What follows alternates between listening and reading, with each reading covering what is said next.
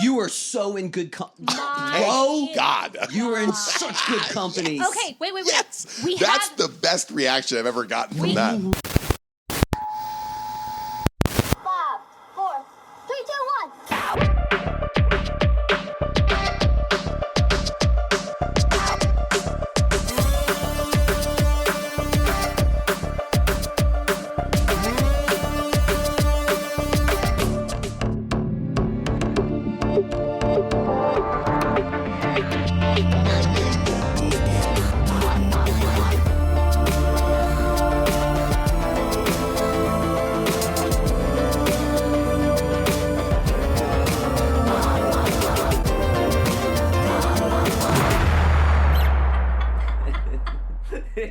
Well, that's over with.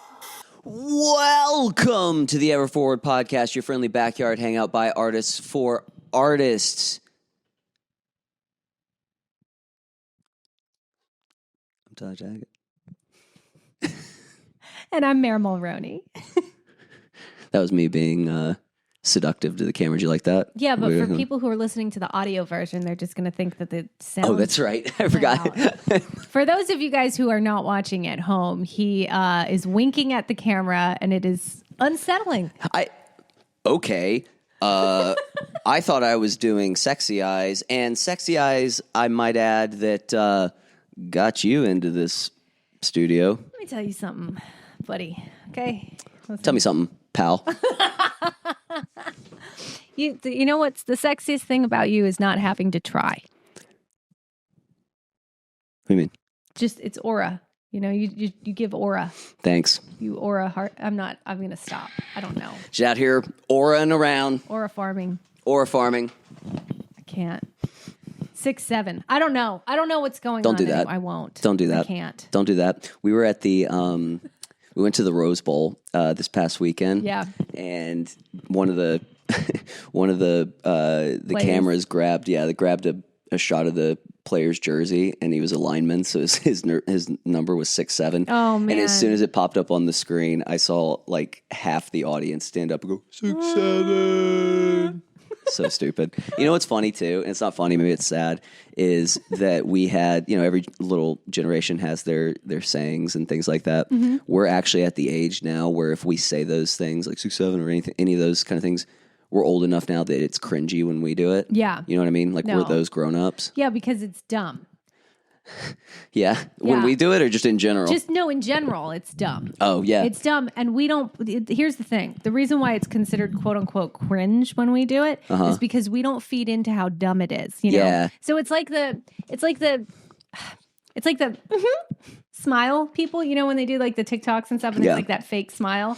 Like if I do it. Notice me, senpai. Yes. If I do it, it's going to look dumb because I'm not going to feed in. I don't know that. I don't know. Here, try it. Give me your best. No. No, do it. No.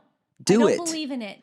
I can't find the artistic value in it. A real artist could find a way to connect to anything. I don't believe that. So show me so you're walking in, you're auditioning for world-renowned, much-loved director, Tackett, and you get brought in and you're supposed to play the ultimate,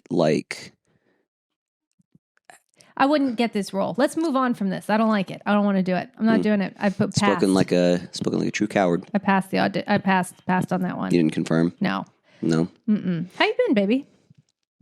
Been okay. Yeah, just okay? No, I've been good. We backlogged a bunch of episodes, so we haven't actually sat in here and just hung out, you and I, like this in a minute. I know, it feels weird. I don't know what to do with my hands. I don't know what to talk about. We had has it been it's been a month. Since we actually sat and shot one? Well, it's been a month since your mom came into town. That's we had right. a huge birthday blowout for you. We did. We did. You threw together a really, really great surprise birthday party for me. It was, I had my 35th birthday. Yeah. Yep. I'm officially in my mid-30s. Loving it. You look great. Yeah, you think so? I shaved. You do. It's the first time I've been barefaced in a minute. Not barefaced, barefaced, you know what I mean? Mm-hmm. Yeah, hit my mid-30s. We brought it in right. You threw a big surprise party. Had my best and oldest friend, Carmi, and his wife come into town. Lori, they came I'm proud in. of this. Can I tell them? Can I tell them what I did? Yeah. Tell me. I did it good. Tell I the did folks. A good one. You did good. All right, sorry, I'm finding my foot. I was real tired. All right, I'm getting back into it. All right, so his best friend and his mom, they wanted to come into town. They live in different states. Mom is hitting me up, and she's like, "I have an idea for Tyler's birthday party and I was like, "I do too." And she goes, "Okay, let's have a call. What is it going to be?" And we both said pretty much at the same time, "You should come out here." And she's like, "Okay, I was thinking that too." Yeah. So we decided we'd throw a boat party for him. On my parents' boat. Yeah. And your mom would come surprise you, even though, were you surprised? You were surprised, yeah? You know what it was is I was, it just wasn't even on my radar that mom would show up. Okay, good. Or anything like that. Or really anything, because we had a lot going on, and I actually, the day of my birthday, I was working. I was doing rehearsals for a movie. And so it just wasn't even on my radar. I figure we'd probably meet up on the boat, have some drinks, have a nice dinner, and call it a day. And little did I know that you guys have been plotting behind the scenes. So I come out to the marina after. Oh, wait, no. Oh, that's right. There was a whole lead up day before this. I'm skipping all over. So Jesus, you're right. The day of the birthday is your mom's Yeah. birthday. The day before. That one got me too. Yeah, go ahead. His best friend and his wife, who live in Colorado, we live in LA, hit me up and they were like, "Hey, we're going to come into town. Why don't you give us Tyler's address? And we're just going to show up there."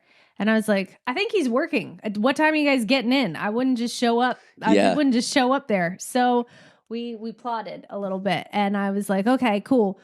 We'll make it seem like I'm gonna cook him take him to Trader Joe's and make him this really nice breakfast, right?" And because I was like, "I don't think he wants to go out to eat. I think he wants a home cooked thing." And they were like, "All right, cool. We'll meet you at Trader Joe's." So you were just shopping with me in Trader Joe's. Yeah, we walked in. I wasn't thinking anything of it, and I'm looking at bacon. Was that what it was? Bacon. Nice. That's a good way to distract me. Yeah. I'm looking at it, and I feel this tap on my shoulder, and I turn around, and it's Carmi. But you know how you're you get surprised. It caught me so off guard that I couldn't even my brain couldn't even process his face. He came in aggressively. Yeah, it sounds like that Carmi. Was awesome. Yeah. I saw him in my peripheral vision, heading up. And I was like, "You're coming in too hot, man. Coming in too hot." Because I didn't want you to swing on him. That's what I thought was going to happen. Because he did one of these, "Hey," and grabbed your shoulder. And I was like, "Oh no." And you turned around and I was like, "All right, he's going to be in defense mode." Yeah, So, that's what I would do. Yeah. That's my stance. Okay. No, he scared the shit out of me. And it was just it just caught me off guard. And so we spent the whole day with them, and that was great. And so I figured we'd all meet up on the boat and hang out. And then we got there, and you had me kind of blindfold myself as we were walking up to the dock. And walking the plank, yeah. And I could hear music, but again, I don't know, I just wasn't even thinking. And I walked down the ramp and take the thing off, and all along the boat. Oh yeah, I forgot we did. We should have hung them up. You guys had made cutouts, stringer cutouts of my face with a birthday hat, and they were strung all along the outside of the boat. Our buddy Mark was on the bow of the boat with his guitar and his DJ kit, just giving me my own personal WWE entrance as I'm coming down the ramp. I was like, he's gonna be so uncomfortable. No, it was great. I get down there, I'm like, "Oh my gosh, Mark's here," and I get on the boat and we go in the back, and your mama and you had set up this really nice lunch, and there was all these snacks and stuff like that. There were napkins with that same picture of me on it, which in retrospect that should have been the first giveaway that my mom was there, because it's a very my mom thing to do. Yeah. But we get in there and I'm giggling all this, and then Carmi and Lori pop out of somewhere. I'm like, "Oh geez, there you guys are." And then Tim, one of my other great friends, pops out, and I'm like, "Oh my gosh." And so it's, and we walk around to the front of the boat. I'm going up there to say hi to Mark, and sure enough, I turn the corner and there's my mama standing on the boat. And ended up having this really amazing party. Took the boat out on a cruise while Mark is giving us a soundtrack and just rocking acoustic guitar. And you had gotten my playlist from Spotify, given it to Mark, and so Mark was playing live guitar to my playlist as we were going around growing around the marina, and we were drinking and just having a hell of a time. It was incredible. Oh, and then as if the napkins and the stringers along the sides weren't enough, Mom had figured out or found a place that would make temporary tattoos. Yep. And that same picture just of my face, making a goofy face with a birthday hat on, she got made into temporary tattoos. I'm looking around. Everybody's got tattoos of me on them. So much so that even your mom went and put a tattoo of me right in between her boobs. Uh-huh. And then Tim gave himself a tramp stamp. There was just did you put it on your cheek? No, it was on your shoulder. It was on my shoulder. It's on your shoulder. Someone had it on their cheek. It may have been Carmi. I think that was Lori. Was that Lori? Oh, it was Lori. It was Lori. It was Lori. Yeah, it ended up being great. We gotta cut in some of that footage. We'll put some footage in here. Okay, yeah, definitely. Yeah. It was great. It's probably one of the greatest birthdays I've ever had. It was really, really beautiful, really fun, really emotional. I typically get really uncomfortable with that kind of attention, which seems weird considering what I do. But when it's that kind of attention on you for like a birthday or something like that, where you are the center of attention in that way, I always get really uncomfortable. Well, you're with the okay. Tell me if you can relate. Okay, I feel like I don't mind getting the attention when I am bringing something to the table, and by that I mean like, look at this performance that I did for you guys, or look at this thing that I did for you guys. Like, I earned your love. Yes. Yes, I earned it. yes, right? yes. If you just give it to me freely and are like, no, you don't have to do anything. We just appreciate that you exist. I don't trust it. Yeah, I don't trust it. No, no, that's not. I don't bring enough value in that way. Yeah, exactly. Yeah, that's probably exactly what it is, truthfully. But no, it was great. It was really, really great. So we had we brought in 35. That's been going on, and we've just been working a lot. Yeah. We've been hustling. We've got a couple little projects coming down the pipeline, some really exciting stuff. Top of the year, ever forward, really. Projects, actually. Kind of pretty big. Yeah. Kind of maybe potentially international. Who knows? Yeah. You know, the world's our oyster. And I don't even like oysters. I love oysters. Yeah. Yeah. They taste like snot. They don't. You're just not, the texture maybe, all right, but they don't taste like snot. And you got to put, Little snot rocks. You got to put lemon juice and Tabasco on it. And then you eat, you know? I guess. We used to, when I worked at, actually, both of the restaurants I had worked at, last two restaurants I worked at, nicer spots, and they were real big on their oysters. The last one I worked at, Davenport's, in Encino, go check it out. Maybe should we go there sometime? I would like to go there for dinner. Or no, you don't want to go there. You left on a not good note. Is this correct? Yeah. I wouldn't say I left on a not good note. It might just be a little awkward. Okay. Because I was already kind of like 1 foot in, 1 foot out, kind of. And then I booked that movie in Cyprus and basically was like, hey, guys, I'm going to Cyprus for a month. And when I come back, I don't know if I'll be coming back here. And it wasn't like I was trying to be a dick and not give 2 weeks notice, but it all kind of happened really fast to the point where I couldn't. You had just been in Ohio filming right before that, and right before that, you dyed your hair. That's right. You cut your hair into a mohawk and dyed it blue and purple. Yeah, they weren't stoked about that. Okay, I get it. Yeah, that's fair. Maybe not. Yeah, that's fair. That's fair, because it's like this really nice like suit and tie kind of place, and I'm walking around in a peacock mohawk. I think it's great. I loved it. I'm trying really hard to grow the hair back out, but I love your long hair, but I do. I kind of want to bring the mohawk back. That mohawk. I thought it was pretty good. Yeah, it was pretty good. It was very aerodynamic. Yeah. It made me run a lot faster, just cutting through the wind. Yeah. Ooh, the hedgehog? Yep. Of course. Yep. Of course. So that was going on. And then, well, shit, dude, what else have we been getting into? Everything feels like such a blur. Yeah. Oh, you want to know something? You want to tell the people something not fucking awesome your boy had to deal with lately? I'll tell them. Don't worry. Your boy had to fight for some of his money he was owed from a production. That feels like something important to talk about. It wouldn't be like the type of production that, I don't know, potentially was slightly, I don't know, were there water things involved? There's a lot of things involved. And I got to have the experience. I can't believe this. In all the years that I've worked in this business, and I've gone through some nonsense. I've never really had to chase people down for my money to that degree, especially when it's something that is, I don't know, a union project. Yeah. So not unheard of, and things happen, and paperwork gets things, but that's not what this situation was.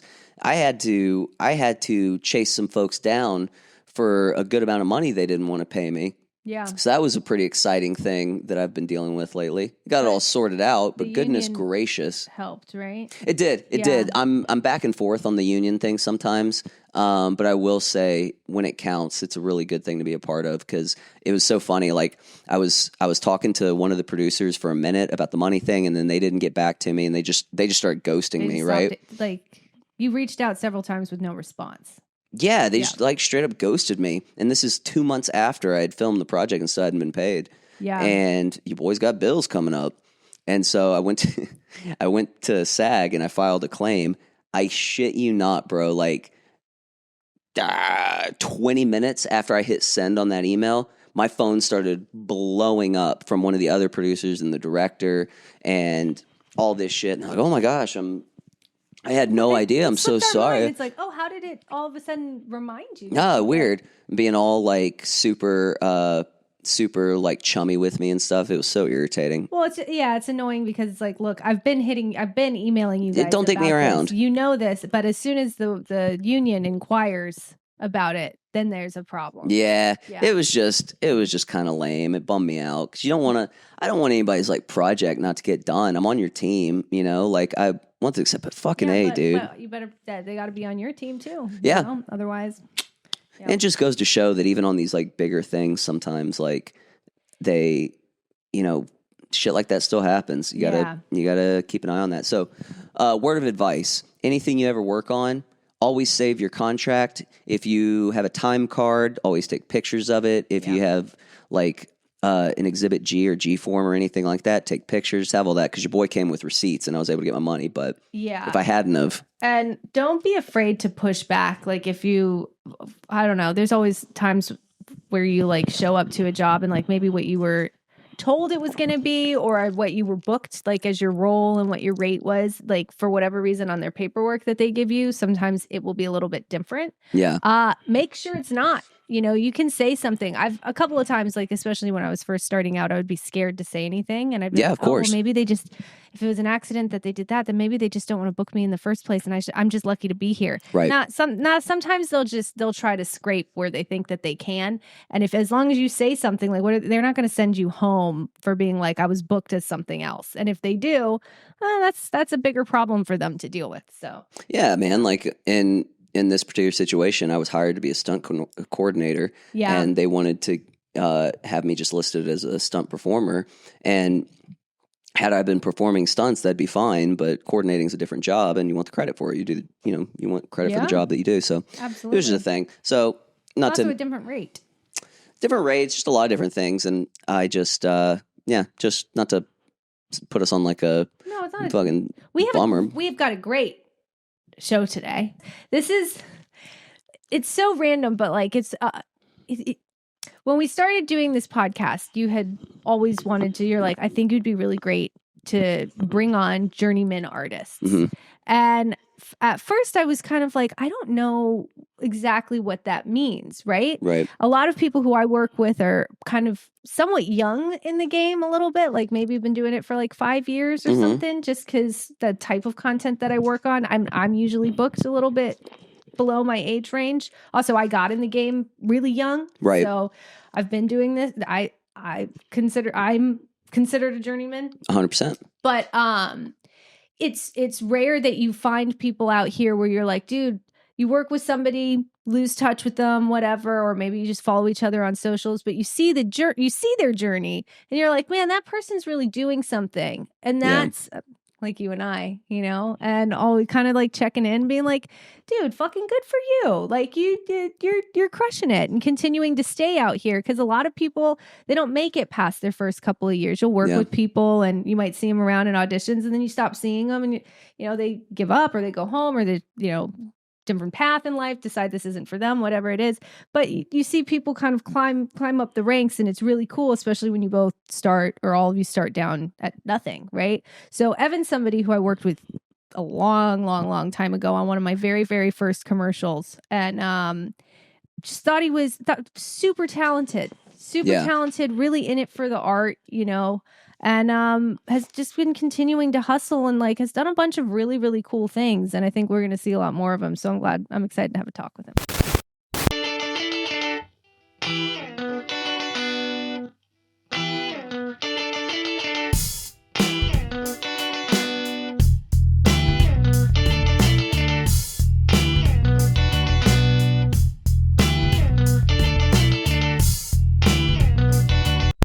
You guys, we have such a special guest with us today. I'm so excited. I haven't seen this guy in years. But this is Evan Sloan, you guys. He's a phenomenal screenwriter. He's an actor. You're a producer, too. Mhm. Do you direct? Yeah, I do. Yeah. I Okay. do. All You gotta around. do a multi-hyphenate. You Yeah. gotta And you were in the very first commercial that I ever, well, no, like second commercial that I ever booked in LA. be. Mm-hmm. For Purina. Was it Purina, right? Yeah. Oh my God, what a day that was. Yeah. What a day that How long ago was was that? How long ago was that? I honestly don't even remember. It must have been like eight Eight or 9 years ago. 8 or 9 years, yeah. Guys, we're getting old. My God, Right? it's been that long. It had, well, I ran into you in Hollywood a few years back. Yeah, I yeah. was at Mark's. We went to Tony Trejo's to get some tacos. Get some tacos. And As you should. yeah, and Yeah. we were passing the street and I was like, Evan! And you're like, who the fuck are you? Yeah, I can only imagine you in that scenario walking down Hollywood, mind your own business, and then someone calls you out by name. Yeah, you know what though? I will say I spent a lot of years in Hollywood, like living there, and so that was like a normal occurrence for me, to be honest with Okay. you. So Yeah. hearing my name called out in Hollywood is not Yeah. like a normal, not like a not normal thing. You're like, I knew that they would know me on the streets of Hollywood. I just didn't know it was going to be like this. Right? Literally. Not like this. So Yeah. you are a multi-talented man. We were Thank actually you. talking about this off air, and you kind of mentioned it just a second ago. But nowadays, you can't really just be an actor anymore. Yeah. I guess some people can, but nowadays, you know, between even just the way actors have to do auditions, you kind of have to become a little bit savvy on Yeah. how to make a film, how to edit a little bit, lighting. You should have Yeah. a little bit on it. So now, I don't know how you feel, but whenever people ask me what I do in the industry, you know, because I'm stuntman, actor, writer, you know, producer, etc. I'm just like, Brag about it. actually, I will. No, you should. Please brag about it. Well, if I must. No. So you get to the point where you're just like, I'm a filmmaker. You Yeah. know, Yeah. you just say I'm a filmmaker, and Yeah. that I like specialize in X, Y, and Z. But I'm curious because we haven't met. We met moments ago. I know you guys have some history, but Yeah. I'm curious, like what came first? Like what sort of art form were you drawn to first?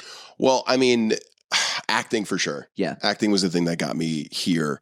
When I was in college, I was studying film in college. Okay. And, you know, we had to do all sorts of things. We had to direct, we had to light, we had to edit, we had to do cinematography. We got a really good, well-rounded education of like what Is this in Jersey? Yeah, in Jersey. Got it. FDU, shout out. Hey.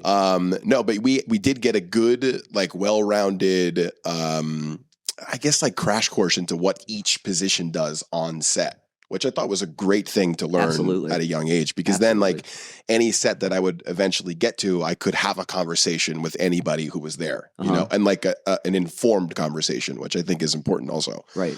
But yeah, so I was studying that, and I moved out to Los Angeles in 2010. And I was doing an internship out there and just doing whatever I could to figure out like how do I get an audition? How do I do this? How do I do that? And so, yeah, acting was the first thing that sort of like piqued my interest in the industry just in general. Did you always, like growing up, did you always know like that was something you were drawn to? Like what was like childhood like? Like first, so you're from Jersey. Yeah. Siblings? No siblings? Yeah, I got 2 older brothers. Two older, I was the two older youngest. brothers. You're the Yeah, baby. I'm the baby. Do the older brothers have any interest in the arts whatsoever? No. Oh, you're the weirdo. Actually, well, I will say the middle brother was big into drawing and like painting some stuff. Not painting as much, but drawing he was big into for a while when he was in like high school. But then that went out the door, and he was more focused on like the culinary arts and stuff. So Yeah, it's still so it's still in there. Still in there for sure. But yeah, my parents know there's no creative like thing there. Not my aunts and uncles, nobody. Really? Yeah, I was the only person Where do really you that think it jumped came into from it. then? Where was it? You know what? Do you think it was because you're a youngest and like growing up you felt the need to kind of perform to like get the attention maybe? Or like, I'm just curious like where that would come from, how it manifests in you. I think maybe that's part of it. I think definitely as the youngest, when my brothers were like fighting each other, I always felt like I had to be the peacekeeper. So I had to be the good kid when they were bad. Deflect with humor. Yeah, make people laugh so they don't fight. For sure. That was me when I was younger. But I think also I was just really impressionable when I was younger. So big into movies and TV. And one of the big things for me growing up was professional wrestling. Bro, you are so in good company. Oh, God. You are in such good company. Okay, wait. Yes. That's the best reaction I've ever gotten from that. We have the sketch now. Oh, let's go. Great. Let's go. A sketch that we have to do. Let's do it. I'm so down. Yeah. Off air. Yeah. Oh, I'm such a wrestling nerd. I was the same way growing up. Yeah. Such a wrestling nerd. And then I got out of it, when I got into like high school and through my 20s, and then the last couple years I've like slowly started getting back into it. I'm full blown back into it now. Yeah. I was the same way. Who are you watching right now that you're really into? I love Penta. I those do guys. Too. Penta's amazing. Bro, I just saw a thing. I think he got hurt. Yeah, he got hurt last night. Penta's a luchador that came in probably about a year and a half ago. So the masked wrestler. Yeah. I know what a luchador is. Okay, my bad. Yeah. I have been dragging her into WWE. It's great. Getting her to watch it. The storytelling is what I love about it now. I did a movie with some professional wrestlers, and I remember, and I feel bad now saying it, and she is very famous, a really sweet girl, and she was like, and I was like, why? Why? Yeah. And she was like, I just always liked theatrics. She goes, and she was very honest. She's like, I loved acting. I was very, very athletic. I wanted to be an actress, but I'm not a good actress. She goes, but this works for me. Sure. And it's so much fun. Yeah. And it's like over dramatized, but really, truly, like you do have to be a good actor to do that because you can't break character. No. Nope. And even when you're getting punched in the face or hit with barbed wire, and it's too, it's like what it is. It's a live stunt show with soap opera elements. Yeah.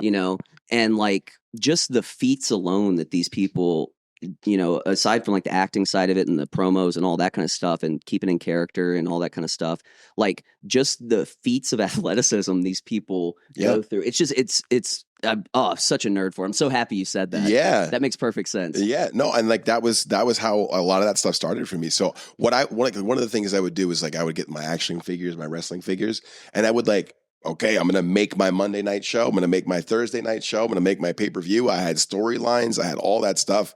And I think that's part of the reason I was able to tell concise stories. And like what got me into wanting to tell stories is like being able to have like 15 different things happening at the same time and knowing exactly what each thing, involves. It was one of my favorite things about being a kid was like getting into wrestling like that and then taking that into my like adult years and like how I've used it to learn how to tell stories. It really is like, yes, is it over the top by design? Of course, it's the closest thing to like real life superheroes you're going to get. Yeah, totally. The bright colors, the costumes, the incredible physiques, the things that they do. It's superheroes. But because it is this over the top kind of storytelling, it almost feels like it highlights certain storytelling like attributes or like certain storytelling things that you have to hit. It's like amplified so you can look at that and be like, oh, okay, this is the hero's journey of this and it's big, but now I can take that, I understand what it is. Now I can like kind of modify it and like, tone it down a little bit, but because it's so big and in your face, you can see those storytelling structures, so that actually makes perfect sense. Were your brothers, how much older are your brothers? 8 and 6 years older. Okay. Oh, Jesus. Yeah. That's Did they a watch big it with gap. you? Yeah. You know what? No, they didn't. They watched a little bit of it when I was growing up, but I actually remember like my first like real moment where I was like, what is this? Yeah. Like, so I do the quick story. So my brothers were taking care of me and my parents were out to dinner and we got like a phone call that they were on their way and I was still up and like I should have been like, get to your room, get to bed, the whole thing. And so they just put me in my room and I had this tiny little TV in my room. It was like the smallest little thing. And they just turned it on. And what was on was like, I think it was the first appearance of Crow Sting. Yeah. And like, I was like, That was what my favorite growing am up. I watching? I could not stop watching. And then from that point on, like I would find it, eventually find it on TV and see that it was on. And that just like, oh man, right from a kid, it's like that threw was me right like into the world. when that was when it see, Yeah. That's funny you say that because I think Crow Sting was my thing. So Crow Sting is the best. Dude, all-time best. favorite. All-time favorite. Yeah. So Sting is arguably one of the GOATs, right? Yeah, for sure. Great. And when he first popped off on the scene in WCW, he was very much the golden boy. He had this bleach blonde hair and he like wore these really colorful tights and he would paint his face kind of like the Ultimate Warrior with like really colorful stuff, right? And he was like the golden boy. Yeah. And then there was this era in like the mid to late 90s when The Crow came out where he was like, I'm not going to talk anymore. He loses this whole good guy persona. He grows his hair out super long, dyes it black, and then he paints his face white like the Crow. Oh, I know who you're talking about. Yeah. Okay. And he went through a whole year where he didn't even speak, and he would just never spoke. He would come down from the rafters on a cable. That's what I'm you saying. guys, that's art. It is. It is art. And That's a character choice. It is a character choice. Thank you. But how cool is that, though, that it's like, because that's how it works. Like, he made such an impression on you. They kind of changed the course of 100%. your life. 100% it did. You know? Who's your biggest inspiration? His name is Steve Borden. I don't think you know who that is. Steve Borden. But yes, honestly, like it was a huge moment. It was a huge moment. Like I still remember it, you know what I mean? So yeah, so that really did take me into that world of telling stories. And it's honestly good versus evil is really what it comes down to. You know, wrestling is that. All storytelling. That's really what it is. Yeah, it's exactly. life. Yeah. You know, the good guys versus the bad guys. Yeah. Depending on who's good and who's bad in the moment. Right. You know? Yeah. Right. And that's what I was saying. Like it's such brash storytelling that like you can see a lot of the storyline gimmicks coming a mile away. And I guess like when you're younger and you're learning storytelling, that is kind of a great way for it to be like kind of in your face that these are the arcs that characters need to go on and all this kind of stuff. Yeah. Actually, I never considered that, but I wonder if like watching so much wrestling growing up is one of the reasons I same kind of thing. Yeah. So that's so funny, man. Yeah. That's so funny. Okay, so you're going through this. When did you start thinking like I want to pursue like filmmaking? Was there like a movie? Was there a moment, or was it just something that kind of over time? So I was always into acting. I always wanted to do it. I never went to like school for it. I never went to theater. I never did theater. You're such a naturally incredible fucking actor. I appreciate that. Man, you work with a lot of people over the years, you know, and it's very, very rare that there's one like somebody from something or you're like, that guy, man, or that girl, or like there's just something about them. There's something like because we stay in touch. I don't really keep in touch with anybody else from that shoot. Right. That was such a long time ago. But it's like I love watching the journey because you're great. I appreciate you're fantastic. that. Thank you very much for saying that. Yeah. Seriously. No, it's true. Yeah, and I felt the same way. That's why we stayed in touch the whole time. Like I felt the same way about you. But yeah, like I don't know. I got to this point where I was very shy growing up, like very, very shy. I didn't like to be the center of attention. I didn't like, I couldn't like talk to girls when I was younger. Like I had none of that. And I remember like my inciting incident, again, I use that all the time, but like my inciting incident for acting and for my career. I was in high school and I was taking a TV production class. And the reason I was taking that class was because people were like, it's easy A, all you do is watch movies. It's super easy. And I was like, that sounds great. Yeah. Right. Especially in high school. I was like, please give me that. Less. Yeah. Exactly. So I joined. And of course, this was the first year that there was a legitimate teacher who has like, years of experience as a director and all this and all that. And so they were like trying to make this a thing. And I remember what they were, his name was Mr. I. I don't know I've talked about him all the time whenever I get a chance to do this stuff, but he had us like break off into groups and then had us like shoot a fake commercial or like some sort of fake little thing like in the class. And of course, he didn't want anybody who was friends to be working with each other. Mm-hmm. He wanted to see how everyone was. So he paired me with me being the shy kid, with the captain of the football team and the captain of the cheerleading squad, who were also taking it for an easy A. Right. Oh, and if you're shy, you're like the shy kid, Oh, like the my God. popular kid. Literally. It Sweating was, bullets. I was petrified Yep. of what they were going to make me do. And sure enough, the idea that they had was for a KY jelly commercial. Yeah. Fantastic. And so they had me essentially like looking through a phone book for like a sex hotline or something like that. And then I had to like imitate that on the phone. It was honestly, I can say this truthfully, that was the most embarrassed I've ever been in front of anybody. Really? And it was the whole class, right? I was so embarrassed and it was like the scariest thing. And then we showed it to the class, and for the first time, the class wasn't laughing at me. They were laughing at what I was doing. They were laughing at the choices that I made in the scene. They were laughing at that stuff. And they like people come up to me like, dude, that was so funny. You were so good in that. And I was like, what's this feeling? That's a new feeling for me. wow. Oh, nice. So yeah. I didn't, because like, you know, being the shy kid, being that, like I never wanted to be like the voice. I never wanted to be the person who would like, you know, step in front of the class and say something because I was always too shy.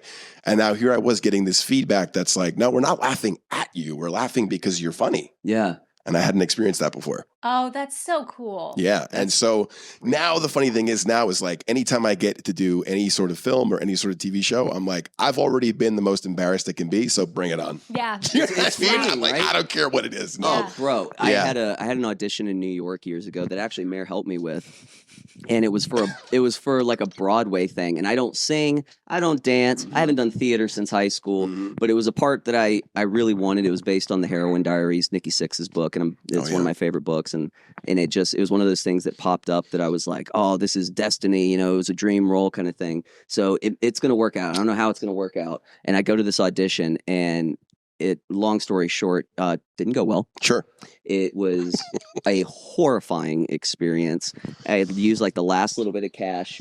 Don't shake your head. No, Don't shake your head. I've done those auditions in New York. You've Yeah. done them because I have. Yeah. It's horrifying. Yeah, totally is. Yeah. At LA, they'll be like, okay, that was great. You know, New York, they will let you fucking know. Yes, they will. They will let you know that was dog shit. Yeah. And you like they want to did. cry and hide under a rock. They also that too. don't encourage you to get better. Yeah. Like in LA, they'll try to be kind to try and like hopefully you're just to get like, all right, get that awful take out. Now try it again so that you can like get the nerves out, you know, and Yeah. see if it gets better. In New York, like if you don't come with your A game first and foremost, they Yeah. just because the competition, it's another game, man. It is Especially totally in, is. in like the Broadway world. Like again, that wasn't Yeah. my forte, but like you were saying, like I went in there and I crashed and burned so hard, and it was traumatic. I still wake up in a cold sweat sometimes. Yeah.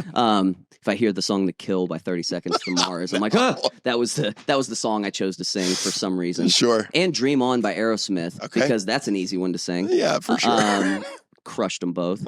But same thing after that, like after I went back and like kind of licked my wounds a little bit. Yeah. Ever since then, I'm kind of like that. I don't know how it could get much worse than that. Totally. You know, Yeah. and it kind of frees you a little bit. You're like, I'm still that sucked, but I'm still breathing. Yeah. Yeah. I kind of feel that way. I've never done it, but I've always wanted to try stand up, not for any like reason that I think it's something I'd be good at, but just because like standing on stage with a microphone, being that vulnerable and stuff, you do that once, you get booed off the stage once. I have gotten booed off the stage before. Really? Have you I really? have, yeah. I got I was a musician.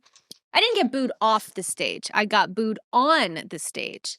And Okay. this is kind of gangster actually. Oh, yeah? I love Yeah. this. So I came up in music, so that was my I think first. that's when I met you, right? Yeah. You were doing music. Yeah. Yeah. And I was kind of on the verge of transitioning into acting a Yeah. little bit, but I had been a musician and toured and stuff, and I was opening for Raekwon from Wu-Tang Clan. Let's go. That's so sick. Already a cool story. Yeah.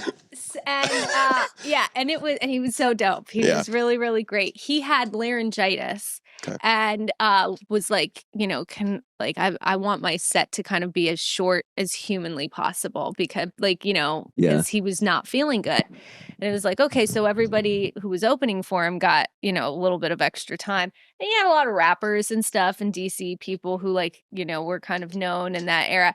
And Lily freaking White Girl comes out there and they want to see, and I'm like right before he comes on. So at this point, people are like, we just want Raekwon. Yeah. Okay. Yeah. Why are you here?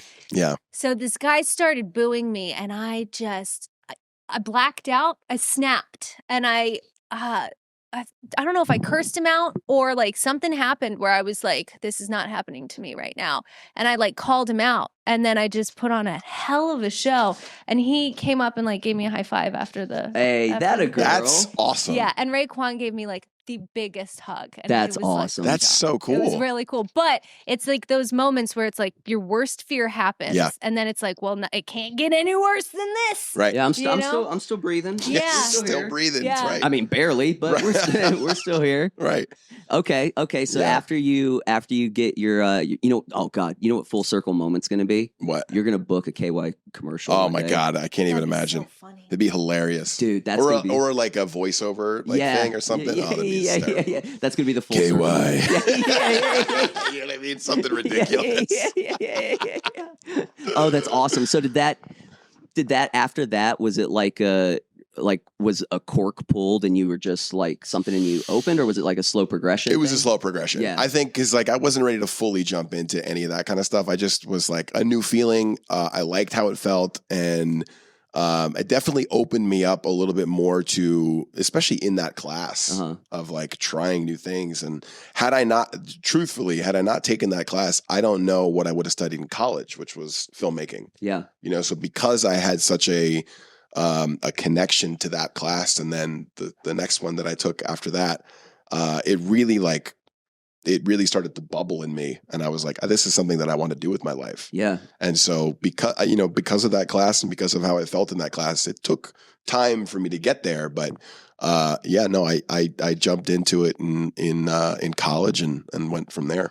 So whenever you told your folks, were they this is the path I want to pursue? Were they supportive? Were they thrown off? Were they? No, they weren't thrown off. They knew that I was that kind of a kid. Oh, that's awesome. Yeah. So they were and have been the most supportive That's so good. parents I could have asked for. That's so That's dope, great. man. It's amazing. Yeah. Even when it came time, did you come out to LA right after college? Yeah. So I graduated college, and I think it was 3 weeks later I moved to LA.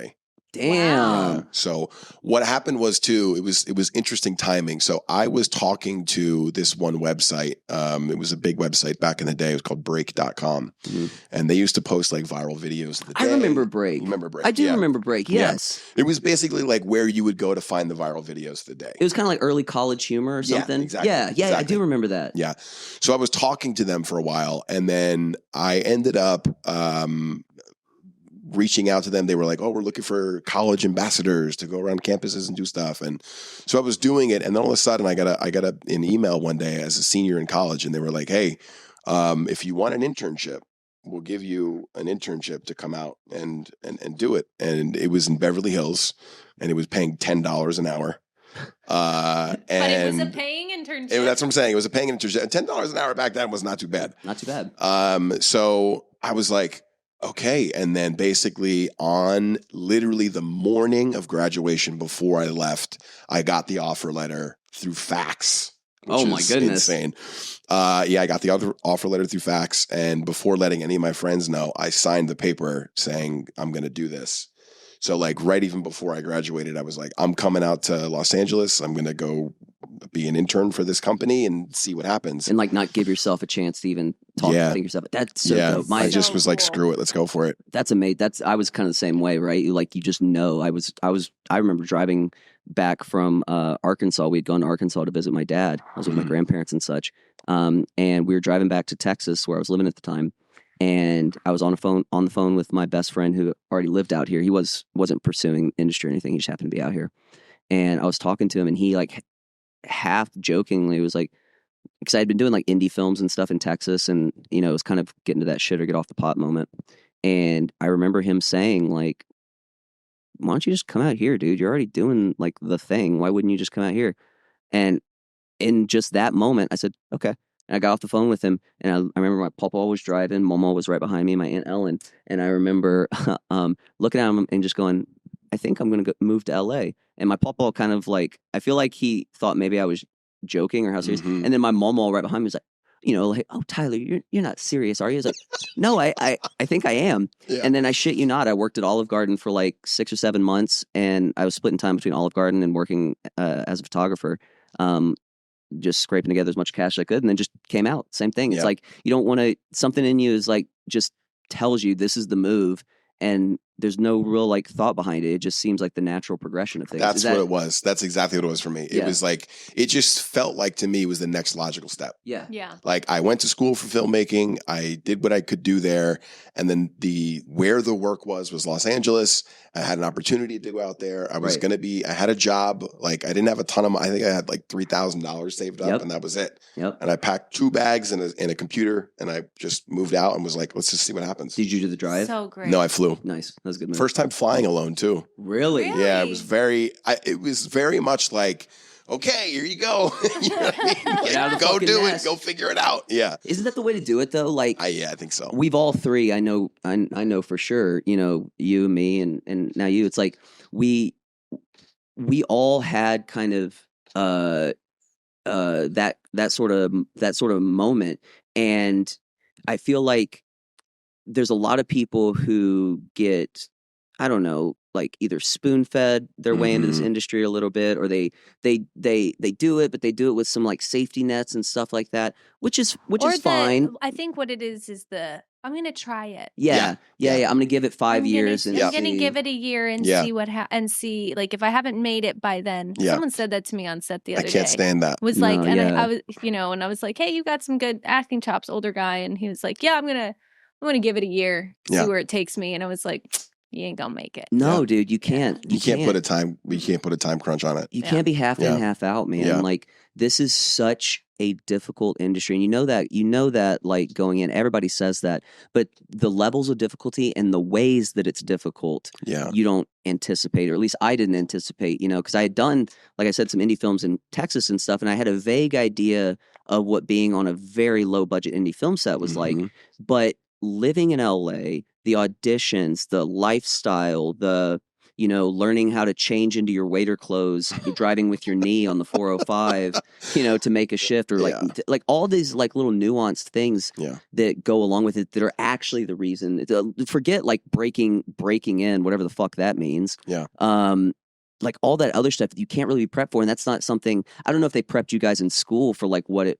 See, No. was that kind of a Mhm. culture shock because you knew the data kind of like Sure.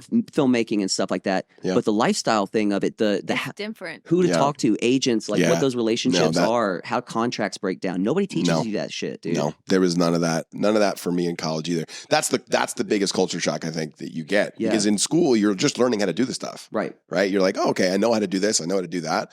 I know what kind of artist I am, or you're starting to figure that out. And then all of a sudden you get thrown into a pool with whales in it. Yeah. And you're like, well, how the hell am I supposed to carve my own path here when there's literally no path? And everybody Yeah. tells you something different. Like Yeah. everybody gives you different advice. I There's no would- blueprint. Nope. There's no blueprint. I would be very, very interested to see what they're teaching in film schools nowadays. Yeah, me too, actually. Yeah. Because That's actually a good point. I've seen some stuff of kids, because they're kids, Mm-hmm. now, like, and they're posting, like, this is what I learned. I'm gonna teach you so you don't have to, like, Right. that type of thing. I go to USC film school so you don't have to, and they do their like little thing, and it's like, okay, I get what you're doing, but I'm like, you have no idea that you ain't gonna have a job when you graduate. Right. That's a big Dude, part like, of it, right? are you like they don't? Or what are they teaching you guys as far as like where's the industry going and how to navigate that? Right. That's the most important, because like we've been in the trenches long enough. Like now we see where the game is going, and we're like, okay, we gotta Yeah. dodge, Yeah. and we have those tools. I don't know that school teaches you that, and you're going to be throwing these kids out to the freaking wolves. Yeah. There's like a survival part of this that is like just overlooked. It's kind of the biggest part of it, right? Yeah, it You really know? is. How about like going over like what a contract should, and it's not to say some schools don't teach us. I'm sure there are some that do, Yeah. but by and large, you don't learn like how to look over a contract, with an agent or how to get an agent or manager, or, like how to, look, when you get out there, you can do background work to make some cash. Here's how you would work towards getting a SAG card if you want to go that route, but the best move is get a job as like a waiter or a bartender or something. They don't teach you those survival skills. And then so many people come out here and they get brought into this wild world that's not comparable to anything else in life. Yeah. And they don't have anyone to ask to. So you have to be out here for a while to kind of like meet people and learn and kind of develop the right mindset. I met a guy, I took classes with this really dope acting coach, casting director, Matthew Berry. Shout out Matt Berry. Who one of the best pieces of advice he ever gave was in the first class I ever took with him. He sat the class down. He's like, listen, guys, I know a lot of you are new here to LA. I've been doing this for a while. And the best advice I can give you is it takes about 1.5 to 2 years before you feel like you even understand the flow of the city. Yeah. You make your friends, you find out where to go, not to go, what parts of town are active, what parts aren't, and if you can weather the storm for those 2 years and do your due diligence and learn and try to be smart about it, you'll be fine. But the people that, like you guys were saying, that come out here with like, oh, I'll give it some time, like maybe. You don't just walk here. You don't just walk out and be like, here's my talent. Right. And somebody's like, oh, you're exactly what we've been looking for. Yeah. Everybody here is talented. No. That's not enough. Like it just that's what they were selling everybody back in the day. It was like, oh, you get off the bus and sure enough, there's an agent or there's it never happens. No. It just doesn't happen. Well, like there are so versions saturated. of it, right? But there are versions of that happen, which people are still clinging to. Like I made a video once and it got 1 million views. And then 2 days later, I got a phone call from somebody from Variety. And then all of a sudden I was in Variety. And then all of a sudden I got this like show. And it's like, that happens. Sure. But like, it happens to like 0.00001% of people. Yeah. So like, yeah, there's like what they sell you is never what it actually is. Right. And the like you said, it's like just such a fraction of people that if that's what you're banking on, that's the part of believing in yourself you're believing in, you're going to fall short. Like, I say this all the time, but like the best like commodity that you have as an artist is that you are the only you that has ever existed in the history of ever, right? And all we want to do with our performances, you get an audition stuff like, oh, how do I make this unique? How do I stand out? Well, just by nature of being brave enough to be your authentic self, you're as unique as any human's ever been in the history of ever. Right. But that's fucking terrifying because everyone out here tells you have to adhere to this, this, and this. Casting directors want this. You should wear this. This is the tone. This is what's popular on TV. And it's all this like misinformation. The hardest thing is sifting through all that bullshit and realizing that, oh, fuck, if I can just stay true to the person that brought me out here and believe in who I am, not believe in like an opportunity or luck or anything like that. Sure, those can be factors and small parts that may play a part. But like, if you can just find a way to stay true to what it is you're out here for, your voice, your opinions, your thought, and at the same time be malleable and open to learning everything and not think that you're better than anyone else or that you know more. No, be a fucking sponge. Learn like you've done, like learn a little bit about everything so you can communicate with your other creatives and together you can find, what it is you're looking for. Filmmaking is a team sport. And if you are hoping that you're going to be the one that's walking down the street and they're just going to recognize how perfect and beautiful you are. No, the price of admission is being, a level of attractive and being talented and understand. That's just the price of admission. Yeah. You don't get a cookie for that. Right. It takes a lot. It takes a lot more. Yeah, I agree.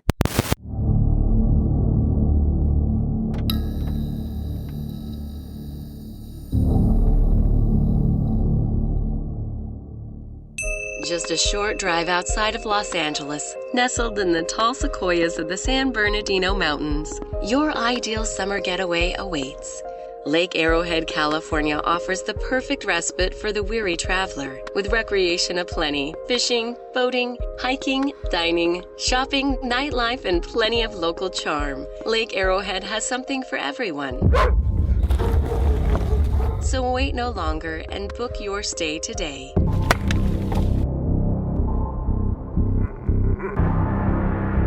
In beautiful Lake Arrowhead, California. Oh, the birds here. All kinds of species. And we'll see you on the water.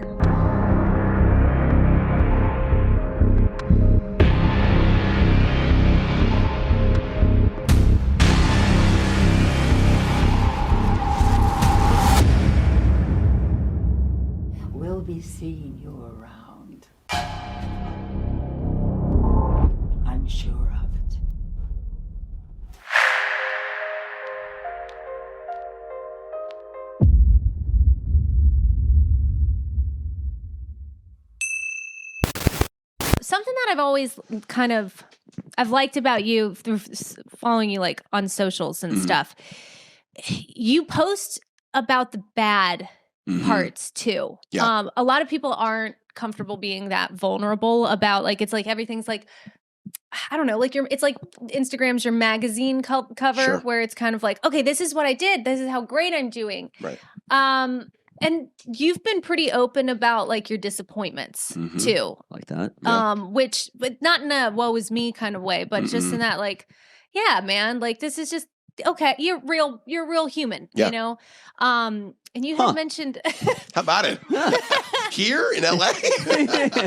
Rare. it's so refreshing though. Yeah. You know, it's because it's either that or it's, you know, everything sucks and blah, blah, blah, blah. And it's like, without getting into that mind frame, which we all do enough to ourselves in our own heads. Totally. Shit. You know, there is something to be shared about like, man, I had this thing I was really excited about and it's just, it didn't happen. Yeah. What are some of those for you that Well, I mean, I will say the reason why I do and so open about that stuff is because, like you said, when it happens, you go into what was me, and I go into the depths of how much I'm hurting and how much it sucks, and you know how much it feels like a dream is fleeting or whatever that is. I genuinely go there, you know, and I sit in that in my mind for a while, and I realize that there are like it takes a little bit of time, but I realize usually I've gotten pretty good with like within the hour of me like driving myself down a hole where I'll be like, you know what? There are so many other people who are going through this and so many other people who've had worse experiences or anything like that. And I decide, let me share what this feels like and let me share and let people know that this is going to happen. No one talks about it, but it is going to happen. This is what it looks like. And this is how you move forward from it. yeah, it's not the end of the road No. when you get like a certain rejection or, you know, a project or you get cut from a project or something like that, or you don't make the final cut or whatever happens. It feels a lot of times, you know, the more you live, the less it feels like it, but it can in the moment be like, I guess this just wasn't meant for me. Sure. I guess it's just a sign like this was my moment and it's being taken away. Yeah. Which is not true. No, it's not. It's not. But it feels like that. Yeah. Sometimes it does feel like that. I mean, I could talk about my most recent one if you guys want to hear. Yeah. Please. So I'll just go into the story about how it all happened. So I got this audition from my manager, you know, didn't think anything of it. It was like for a film, didn't say what the film was, didn't say anything about it. So I do the audition and he's like, hey, you're pinned for this. I was like, oh, cool. That's a good email to get. Yeah. And I was like, he's like, they want to see you do this other character and then they want to see you do this one thing 3 times, 3 different takes, all with different inflections. And I was like, okay, cool. Again, still have no idea what this is for. So I'm like in my bedroom, I got sweatpants on and it's just the top, you know what I mean? I'm just shooting that, the whole thing. Yep. I do the thing. I like, you know, just like any other, like, I got a couple minutes. Let me get this done real quick. You know, got the audition in. And then I got a text message that said, you booked Atlas. And I was like, what's Atlas? What is that? And he goes, big budget Netflix film. And I was like, whoa, okay. Let's fucking go. That's awesome. So what do? I go straight to Google. I type in Atlas, Netflix. And the first thing that comes up is Jennifer Lopez's new, you know, action film for Netflix. Oh, wow. And I was like, holy shit. And I look at like the cast list and it's her as Atlas. And I was like, whoa, okay. Because my scene, I save Atlas's life. Oh, nice. wow. So I was like, and then it all started to hit me at the same time. I was like, hold on a second. Yeah. Am I going to work with J-Lo? Am I going to be like, I know the scene, like this is such a big deal. Like it hit me. This was like the biggest thing I'd booked. Yeah. Right. I've been in TV shows here and there. I've seen you in some commercials. Yeah, tons of commercials and stuff, you know, all that kind of stuff. But this was like a full blown movie with a legitimate like icon, you know? Yeah. So excited about it. I went to did the fitting, I did, you know, the test, I did all that stuff. And then I went and on the day, and it was literally just me and her for 8 hours, 7-8 hours. Hanging out with J-Lo? Yeah. All day. Just doing questions. this. Honestly, it was like the second to last day of shooting for them. They were on day like 67 of 68 or whatever. Uh-huh. And there was like moments where there was like some tenseness, but she was so kind. Oh, that's good to which hear. I've heard, people hear things, but like Yeah. she was genuinely so kind. She gave me a couple of pointers and some things that we were doing. So it was really, really like an amazing experience. Oh, that's awesome. And the director was Brad Payton. He had done a couple other big movies. He did Skyscraper with The Rock. And Oh, a few nice. other, Yeah. big movies. So, and he was like super nice as well. And so, I got the chance to do this thing. I got to work with her all day. Basically, my character like saves her life and then like helps her back onto like this spaceship. We were doing this like huge green screen thing. It was massive. And I had so much fun. And then the movie's like starting to be promoted and, all this stuff is starting to come out. And I'm just like so excited. I'm like, holy shit, Yeah. I'm about to see like this whole thing. And I was telling a few people, not everybody. I didn't go out and like say like all this stuff, but I was telling a few close friends and like what it was and what it entailed. And I was so excited about it. And then about a week before the movie came out, I had gotten an email from the director, which I thought was crazy. Yeah. And he was like, hey, there were some things that had to get shifted around and we had to cut the scene. And I was like, oh, man. And so as soon as I heard that, genuinely broke down in tears because to me, it was like the biggest thing, Yeah, man. like way, way, way biggest thing. That's one of those game-changing roles. That's Your what I mean. Quote And changes immediately. And it could have just been like one moment of being on screen where like, with an icon. Where you could have been like, I did this, Right. And so I was You like, don't even get the footage for it. not the footage, not the credit, not nothing, right?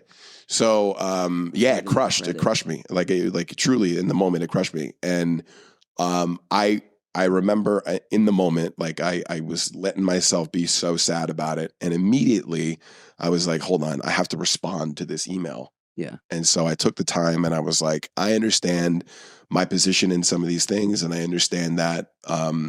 I forgot the way I said it, but I said something to the effect of like, my role in this thing is less than the overall sum of what the movie is. Sure. And as long as the overall sum of the movie is what it's supposed to be, regardless of if I'm involved in it or not, I appreciate the opportunity, and I'm appreciative of like working with you guys and having a good time. Well done. And he responded back immediately and was like, that was so thankful to have you. I'd love, I'll look to work with you again or something like that. And then I was like, hey, do you guys have any like screenshots or something that I could have from the scene? Yeah. I should have asked for the scene because he probably would have given it to me. Yeah. But he sent me over 4 or 5 screenshots of the thing. And, I looked at it like, for the first time, instead of me going down like the really negative and staying negative, I was like, I don't need the proof that I did it because I know I did it. Yeah. I got to have that experience. Nobody gets to have that experience. Yeah. I got to have that experience. Yeah. I know that I did it. Just because I don't have the footage, just because I don't have the credit doesn't mean that I didn't do it. Yeah. You know what I mean? And that for me at the time was enough for me to be like, okay, you know what? I could talk about this openly to people. I can, and that's when I went to social media and I was like, hey, so this is something that happened. You didn't say exactly what the project was, but you were just so open and honest about it. And it was like, damn, you never hear that. You never, I mean, it happens. It happens to all of us. And that's such a big thing. Yeah. It's a rough one. Yeah. And you know what though? It happens to like huge people too. Yeah. Like some people in Dune, the second Dune that came out, there was like I don't even remember who the actress was, but there was an actress who was like a A-lister who got cut from the movie. Yeah. And that was a big thing with in Lord of the Rings. What's her name? Oh my goodness. How am I spacing on her name? Main female character. Liv Tyler? Yeah, Liv Tyler's character in was it the second one? Her character got cut down tremendously. Yeah. And they were like, we'll keep a little bit, but she was in all of these fight sequences and battle scenes, and they had to cut it out. Not because her performance was bad. Her performance was great. That's the most heartbreaking part. Yeah. Especially when it's such a good performance. But sometimes in the editing room, it doesn't benefit the story. Yeah. Or, it detracts from this other character that they were trying to introduce. Right. And it's like, man, fuck. Yeah. I'm sorry. Yeah. No, I mean, it happens. And I think that's the thing that I learned that was a big lesson for me because I was putting a lot on it. Well, you know I was putting a lot on it. You booked that. Yeah. And you can book that again. Sure. That's the... Totally. You know that you can do that. Totally. And also too, I mean, to find some silver lining on it, like sounds like you don't need any help doing that. You already have. But also, I hear it too, and I'm like, well, that would wreck me. That would tear my insides out too. Yeah. But it is kind of like good training almost for when that inevitably happens, in the future. Totally. To a degree. I totally agree. Learning how to, not even so much, just learning how to bounce back from that. Yeah. And not let it kind of, you take your moment, you lick your wounds, you feel it. You should be allowed to feel it. Nothing wrong with that. Yeah. But then be able to move forward. How do you how did you develop that kind of mindset to be able, I mean, have you always been that way where you can kind of let shit roll off of you and kind of compartmentalize it in the right way? Or was that something you developed? I think it's something I developed. I think it's, and again, it goes with sharing the experience. Yeah. I think for me, it's not necessarily that I can let things roll off of my shoulders or whatever, but I think that when I am sharing it, it's no longer something that's just here. You're not alone in it. I'm not alone in it. I like that. And if it's something that stays here, then that's where you can get fucked up. Right. That's where all the negative thoughts come in. That's when you've heard, and I'm sure you've gone through, any creative or any person who's gone through some sort of thing like that, where they just question themselves and they're always thinking about it, and it can get really dark. And I think, I think for me, it got to a point where I was like, I could do that, or I could just share the experience and let everybody else know that this happened. And then some people will be like, yeah, this happened to me too.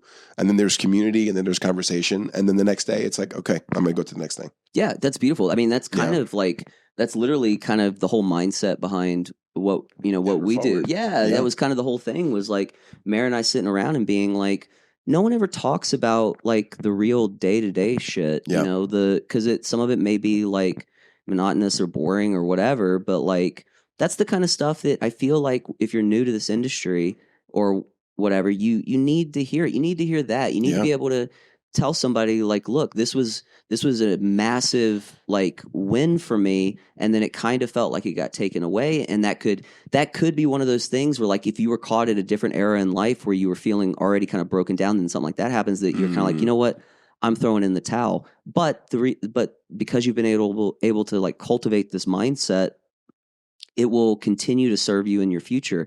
And by sharing that, you're kind of teaching others. Those, again, we were talking about earlier about the things they don't teach you in film school. Yeah. They don't teach you that. Our job, especially in the beginning, is rejection. Yeah, totally. I think it's always rejection. Yeah. Yeah, maybe so.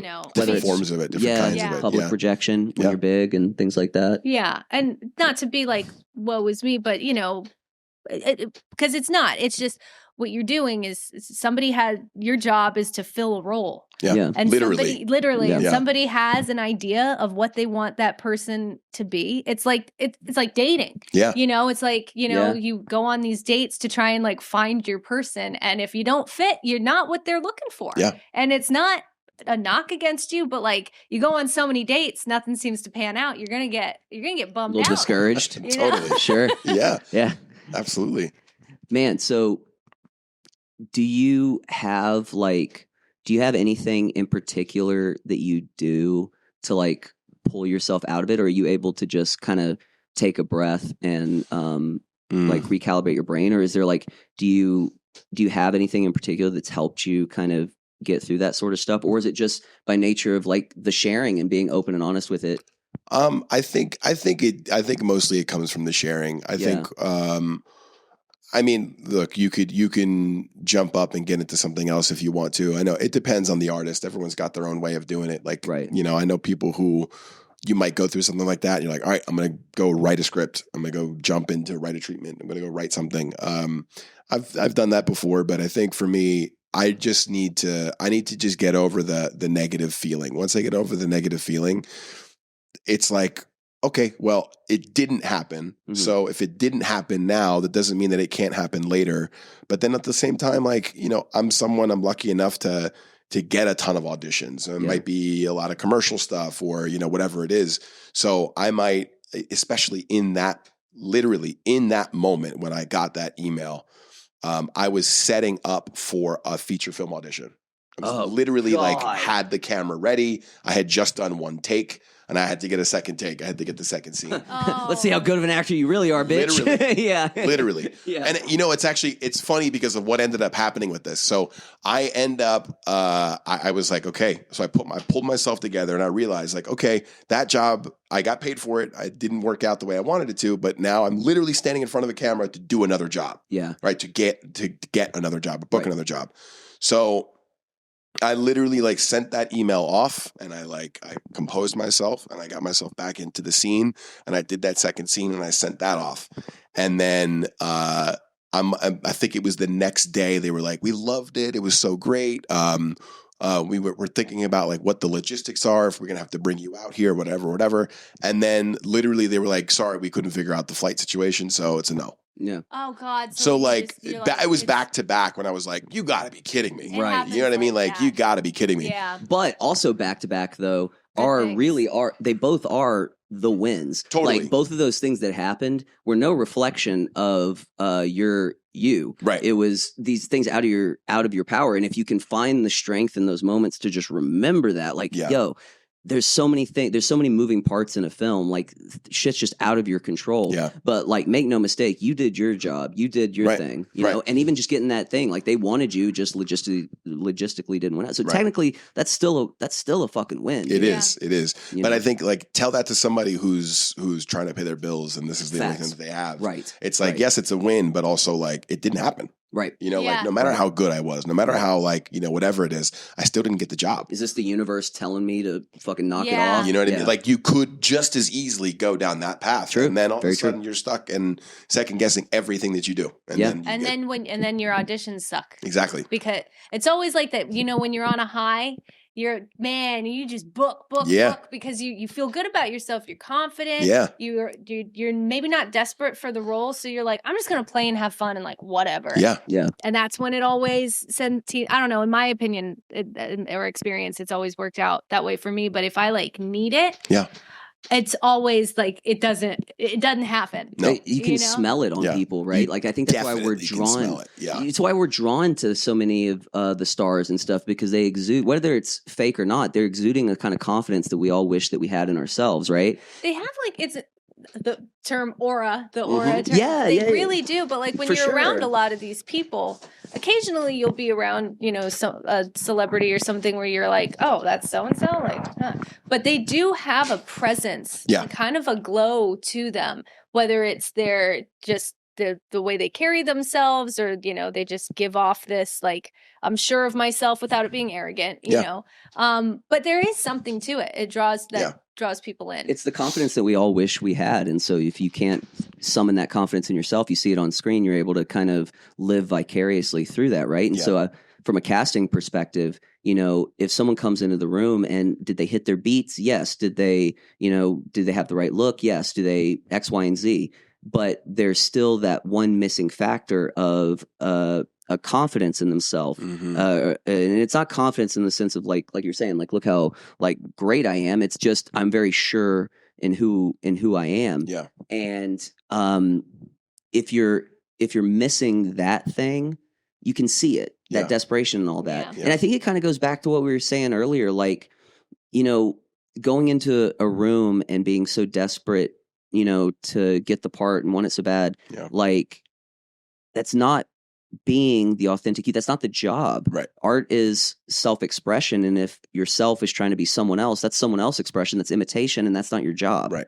You know, which easier said than done, obviously. But, that confidence factor really is the missing component. And to be able to, you know, I don't want to say like shrug it off, but be able to compose yourself in that moment and still get back to like, I'm going to handle my business. I'm going to do my thing. It says a lot about you. Yeah. And I see nothing but wins, but same deal. Like you also, you got to pay your bills. Totally. And imagine like all the people like that have like families, you know, and have kids. Oh my God. Yeah, for sure. I think about that all the time. Yeah. Like how you see these rock star like moms and dads come to auditions, like the few in person that are still out there, and they have to bring their kid with them. And stuff. Can you imagine that? Yeah. And you've got to stay locked in. I got to play a meth dealer, but I also need to get the apple juice to my kid in the lobby so they don't, you know, give everyone a headache. Literally. You know, that again, those are those little nuanced things that you don't hear about when you're prepping for this kind of path or this journey. But I want to get back. So you came out to LA. Yeah. You had this internship with Break. Yeah. How long did that go?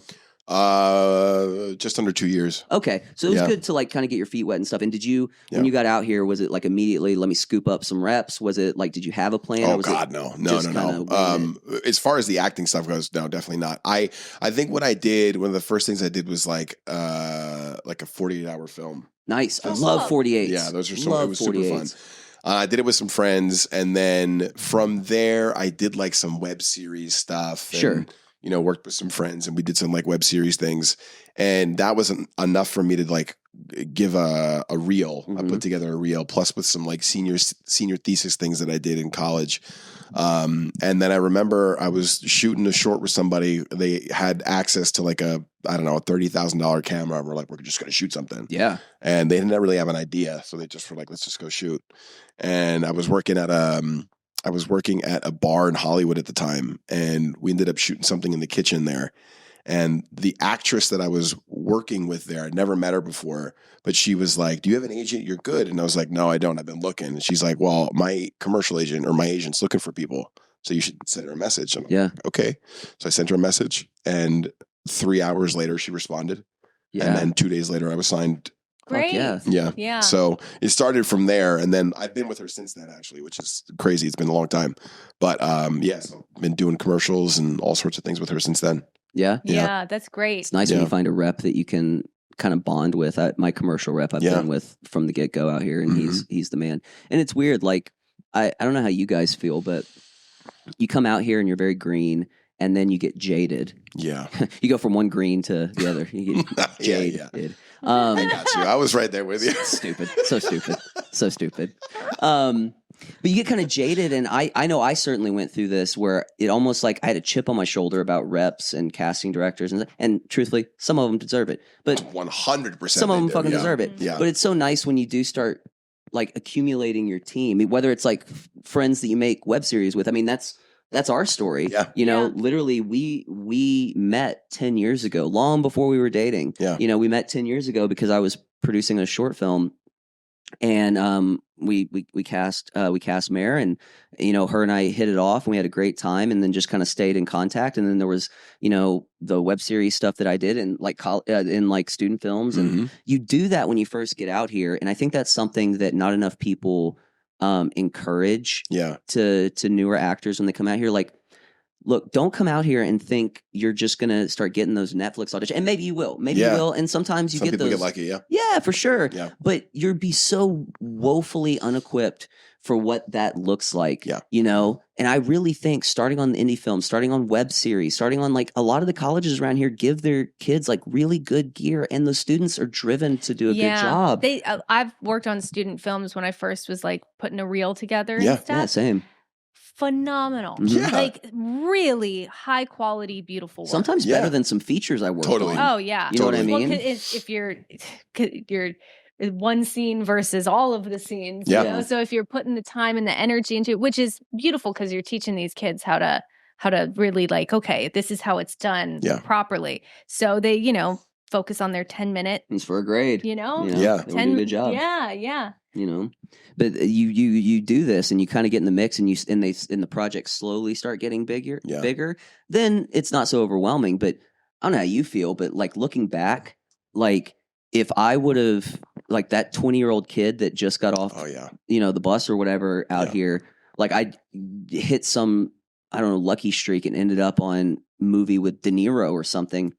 Dude, you would crash and burn, Yeah. and it would affect you in such a way that you would talk about confidence. Like you'd Yeah. be done for. I don't know how you'd recover from something Totally. like that. Well, there's that thing about like, because there's always the ebbs and flows. Right. Right. So if your first thing is super, super, super successful, the first thing that you've ever done, then you don't really know what rejection Correct. is. Mhm. And there's nothing worse than like having, being on a certain like pedestal and looked at. And that's when you're developing into a human, Yeah. in your early 20s or your late teen years or whatever. And that's like So now you've developed this persona. This is how you view yourself. And Right. it's based on how the world views you. But things slow down. Yeah. And maybe you're not the right fit for something. Maybe you're going through a weird period where it's hard for people to cast you because you're not quite mom, but you're not quite teenager. Like, you know, whatever it is. Yeah. And not knowing how to handle that.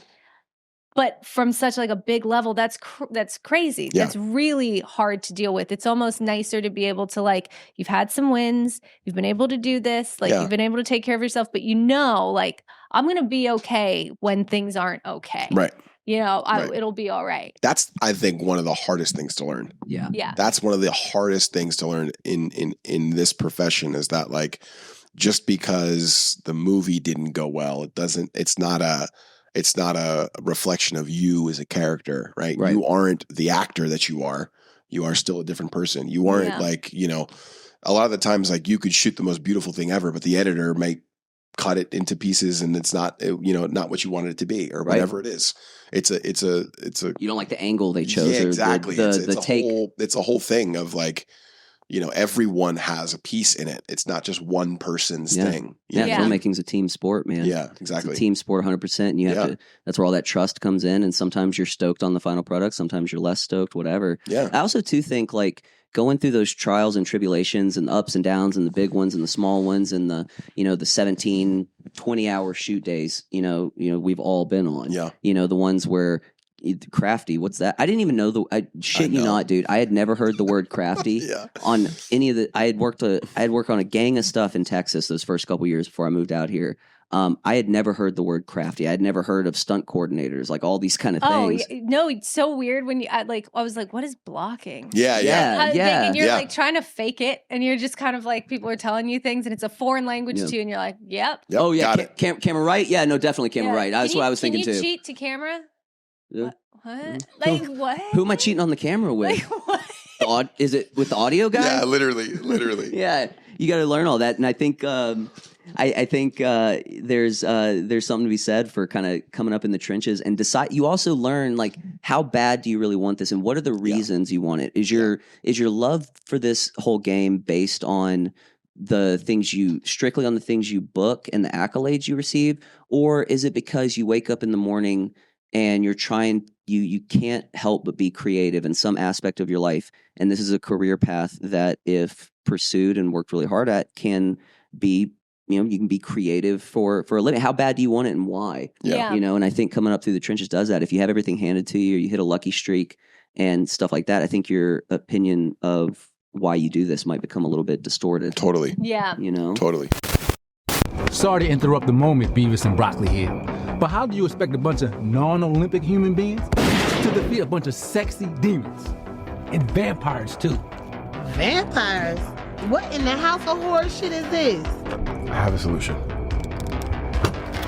Let's see this.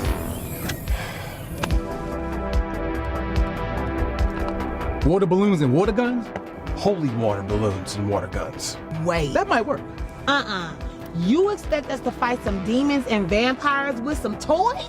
Yeah. If you had any faith, you would understand that this is a brilliant idea. These assholes, they do this every time. There's always one, dude, every time I sit down to edit this, there's always one little thing that I either messed up or forgot. For sure. Or every time, like one day I'm gonna hit them all. That's why I wrote all the stuff on the. That's a good way to do it, honestly. I had to, because it would be like when we were first figuring out how to do this. Well, nobody's talking to you. She's always butting in. I would just forget like little things, and I'd sit down and it would triple my editing time. Of course. You know? Yeah. Every time. I'm gonna check this guy too, though. Yeah. I respect it. I'm so scatterbrained, Yeah, bro. same here. As if you haven't figured Same that here. out by watching this show. Any hoosers. So we talk about what it's kind of like to, you know, you get your downs, but what is it? What are some of your wins? Your big wins, you know? I mean, for me, a lot of the wins have come from commercial stuff. Yeah. A lot of commercial stuff. You got a great voice. I Man. appreciate Do you do it, man. voiceover? I have, but I don't get the jobs. Yeah. I don't get like submitted as much for it. So Great voice, kind of bro. interesting. But so I appreciate that. But as far as the wins go, I think a lot of it has been commercial work for me. There's been a couple of movies here and there that I did that I had a blast doing. A couple of TV show things here and there that were super fun.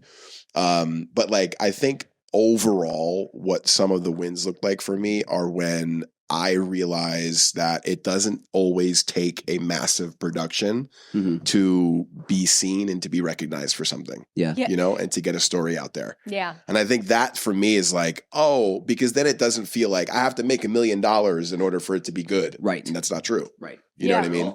So, I mean, I could talk about this one experience of I was working, I had just shot a smaller web series, really, really super well done, beautifully shot, talented people working on it. No one saw it?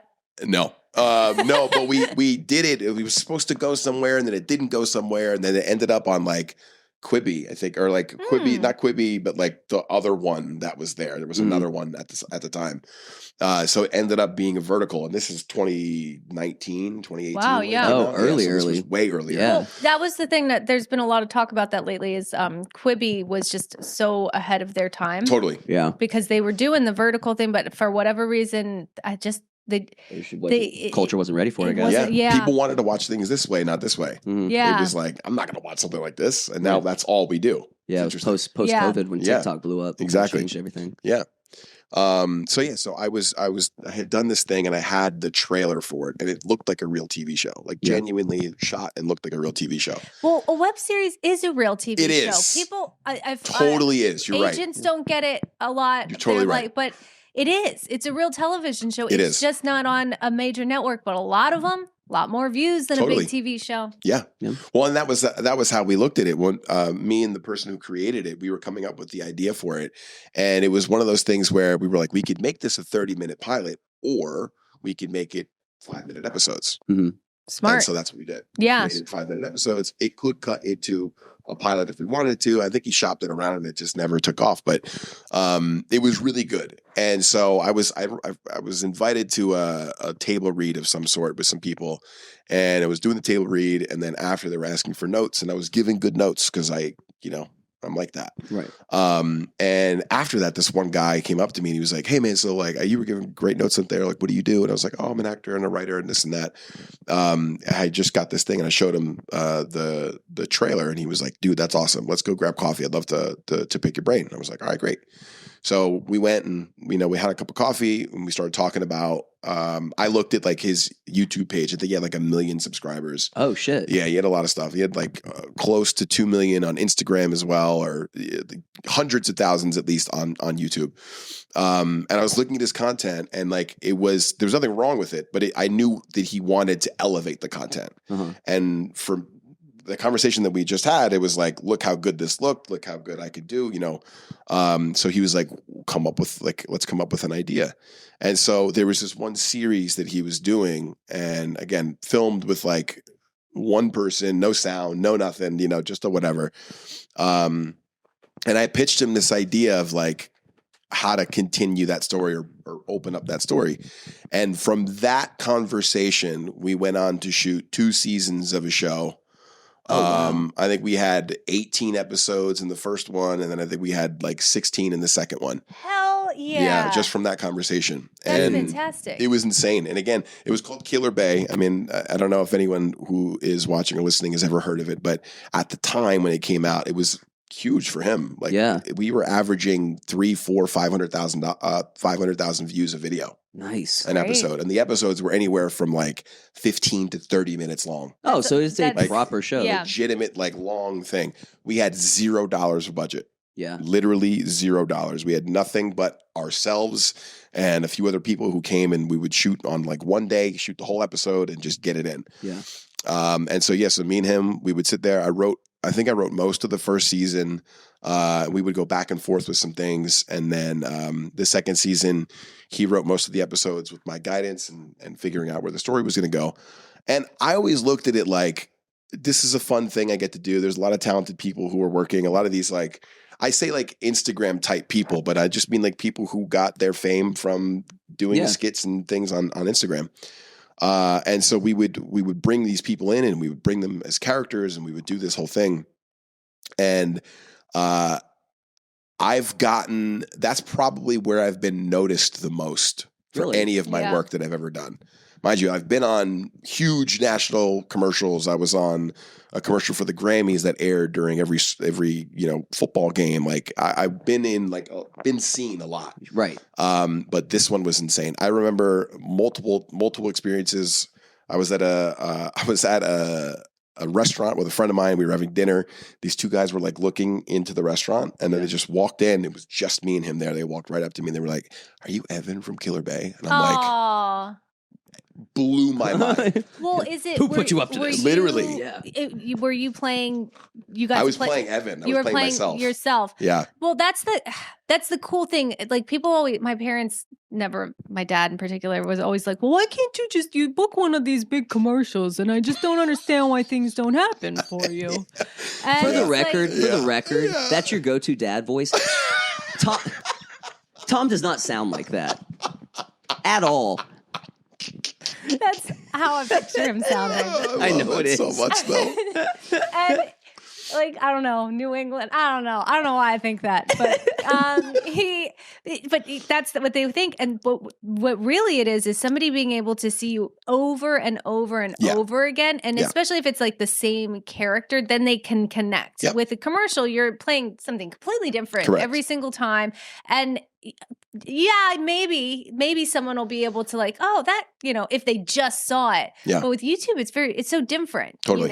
It's so different. And they're spending that time with you. They have that connection with you. That's exactly what it is. And and how cool for it to be something that you wrote and co-created. To, like that. I mean, as great as like the JLo stuff is and everything else, that's all amazing too. But how cool for like something that literally came out of your brain, playing a version of yourself, making it with your people, to be the thing that resonates. Because like, 100%. What more proof do you need that's you're on the right path? Oh, absolutely. I mean, look, I remember even during 2020 that we had just finished it before then, or I think we were trying to finish up the second season right around then.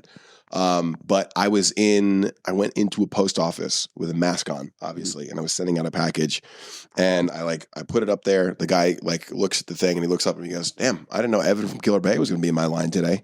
And I'm like, "What?" Like it so legitimately surprised me. Yeah. Like just to be recognized for something that I thought was, at the time when we were doing it, we had no budget, we had no we were just piecing together this thing. Yeah. And to think that that's the thing that's resonated most with people more so than anything that I've ever done it just says that you never know what people are going to like and you don't have any control over it. It's the same with you and like Dar or the Dragon Ball thing. I did this Dragon Ball live action thing back in the day.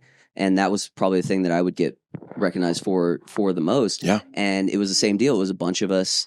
It was a bunch of like friends doing exactly what you're talking about. Yeah. And I've done a lot of cool shit outside of that, but that was the one. And you're like, something about it like is just like, oh man, that feels good. Cause that feels like that was really like me. Yeah. That was really me putting myself out there, Totally. That's really fucking cool, dude. Yeah, man. That's really cool. So is that still going? Are you guys? No. We stopped it after the second season. We like closed the story there. Okay. But it was super fun. Yeah. It was super fun. And it was just like such a simple idea that we made it like so dumb. Basically the idea of it was this guy was like a player and he met this one girl that he like couldn't say no to, I guess. Yeah. And you come to find out that she's a succubus. Sure. Nice. And she kills all of his ex-girlfriends. Oh, that's fun. Yeah. So anyone that like any girl that comes up to him and gives him like the time of day eventually dies. Oh, and is he savvy to it? So he's trying. No, he has no idea. Oh, awesome. I'm the one. I play his best friend who I know what's going on, and I'm like, dude. Yeah. There's a problem here. Yeah. And he doesn't want to hear it. He doesn't want to hear it. Yeah. Oh, so that's awesome. Simple, like dumb storytelling, but like in the funnest way. Yeah. Yeah. That's so fun. Yeah. What's the channel that it was on? Jahan Jones is the guy. Jahan Jones. Cool. Yeah. So you guys want to see it? Jahan Jones. He's still making a bunch of stuff. He's great. Yeah. So was that your first kind of like really dedicated, like kind of writing thing, or were you writing a bunch before that? I mean, I've been writing a lot of sketches and a lot of stuff like that for a while, and I've written a ton of features and a ton of TV shows and with my writing partner over the last decade, like tons and tons of. Okay, probably so have writing like, was already we've part been of doing it, but never like produced. Yeah, like they're just scripts that are waiting and sitting there. So. Sure. Nothing that was like really truly produced other than sketches and stuff. So this was the first thing that was like made, which I thought was really cool. That is That's really awesome. cool. Yeah, it was cool. And to do 2 seasons and what you say, 16 episodes. Yeah, That's no small feat. And we're not talking those 5 minutes. You're doing these 30-minute things. That's like, I mean, to pump out a 30, 35 page script, like that could take months. Yeah. You know, you don't have that time. So you have to kind of learn how to think on your feet. We did it quick. But that's kind of, isn't that that's usually how the best things come, when you Totally. don't have to think about it. And it's just like flows. Yeah. And you're just like, okay. And when you're having fun, you know, it's. Yeah, it's like what we were talking about right before the camera started rolling. We were talking about improv. It's like you don't give yourself a chance to second guess it. You know, I'm sure you guys can. I know you can, but I'm sure you can relate too. It's like you start drifting from here up into here. Yeah. And the higher you get up into here, like the creativity and stuff like that tends to get stunted a little bit. Yeah, it does. So, I mean, you want to find a nice balance, but being able to kind of push that down and stay in that creative zone and not think too much, you know, that's what I do, dude. I'm like, I think we were talking about it earlier, but like we are kind of perfectionists, you know, all of us, and you want it to be great. So it's like, I'll hold back from putting something out or doing something because I've already decided in my head it's not going to be perfect before you even try. Yeah. I've given up on that. Yeah, I put it all out there. Yeah, see, that's huge though. It is. The fact that you're able to do that sets you apart from everybody else. Yeah. Well, what I realized, and this is something else that I don't know. I didn't go to film school, so I can't really speak on it. But I don't believe that they teach you how to learn your audience. Yeah, it's so important to learn them. And I have begun learning them over time because my friends and I, we did a web series together that we wrote, produced, you know, and put out. And we realized that what we were making was, it was something that we wanted to make, but it didn't really vibe with our audience. Yeah. And we couldn't understand, like, what is it? Like, it's like the story is good. I don't understand. The acting is good. I don't understand why they're upset. I mean, like, oh, they want what they want, and they want how it, and they don't care if it's perfect. Right. They don't really care about the quality, but they want to see a certain thing. And I don't know, I just always found like the most success that I've had is not in the things that I visually am super proud of or story-wise are super proud of, but like when just like some personality shines through, and that's kind of fun, I guess. You get to know, show the real you. and Yeah. I'm like, okay, cool. Yeah. Like here's what it looks like, guys. Yeah. Sorry. Yeah, literally. Yeah. But like the fact that you're able to do that, it literally sets you apart because everybody else or most of the other people are waiting for it to be a perfect thing, waiting for it to look a certain way or, you know, whatever it is. And then a lot of those things never get shown, never get seen. Nobody ever sees it. Just go, man. You just gotta let it go. Yeah. Just go. Just go. It'll get better over time. You'll learn. But just go. If you never start, you're never going to get there. That's 100% true. I struggle with that so hard. We talked about it, I think, on one of the previous episodes. You know, like I got into this kind of funk for like 10 or so years after being here and doing the Hollywood hustle for so long that I had lost myself, and it reflected in my work.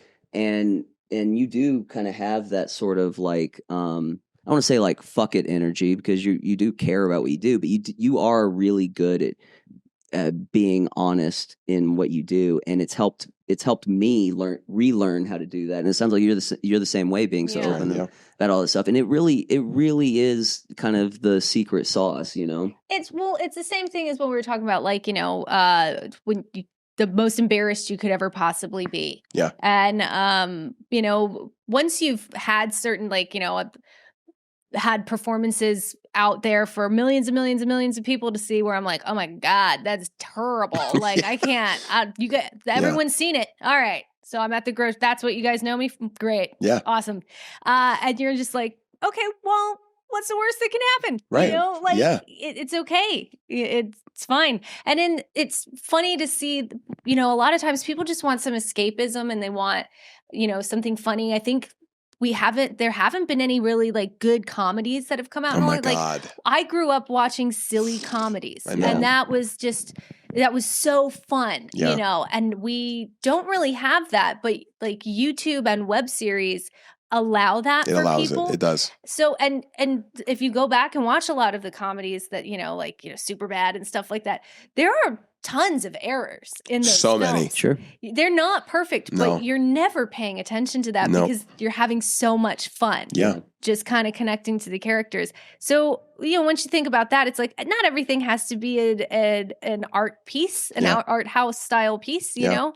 That doesn't make you an artist. Right. You know? You It's cool if that's your thing and that's what you enjoy. But Yeah. It's like as long as you're telling a good story. Yeah. That's really what it comes down to. We're storytellers. People forget that. Literally. I mean, look, I'll talk about this. There's a feature that I just finished.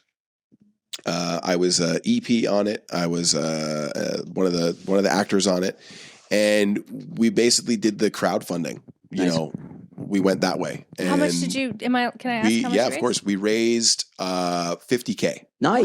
Wow. That's a Yeah. good number. Yeah. We raised $50K, Very nice. and we shot the whole thing basically in Lake Arrowhead, up the Yeah. way, and it was, you know, we had some horror icons that were in it. We had Michael Berryman from Hills Have Eyes. We Nice. had Lynn Lowry. We had Dee Wallace, who's in she was in Cujo, Yep. and she was the mom in E.T. Yep. You know, so we had some some names in this one, and it all came down to like they read the script and they were like, I like the script.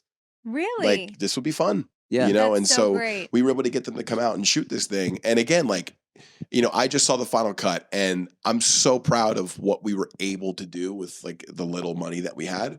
And obviously there's always going to be things where you're like, I wish we could change this, or I wish I could have gone back and done that.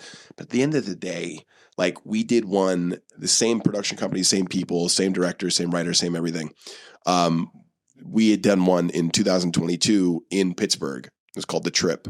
And it was his first time making a movie. He was a writer, director, editor, and lead. He did everything, right? So it was his first time making something, and we went through a lot of things, and we learned a lot of things. But he's making a profit from that film right now.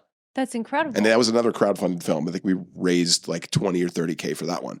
So he's seeing profit from that, which I think is insane. Yeah. And you know, you could look at it and be like, geez, man, the editing here, or the, you know, this thing there, you could pick it apart if you want to. But the fact of the matter is it's still bringing him income. yeah. Meaning people are enjoying it one way or another. Yeah. So we took all the things that we learned in that film and we brought it into the next one. And now, like, some of the things that we were worried about on the first one, we tweaked that and made it better in the second one. And now when we do a third one, it'll be better than that. And that's just what it is. We just, That's you awesome. kept trying and kept pushing it forward. And as long as it's a good story and it's interesting, like, people will watch. Yeah. Yeah. And being know what I able mean? to put aside a fear of failure and just know that, like, whatever happens. We're going to do the best we can to tell this story. But what we're not going to do is just sit here twiddling our thumbs talking about what if. Right. Go That's out there that- and do it. that Go do Kevin it. Smith.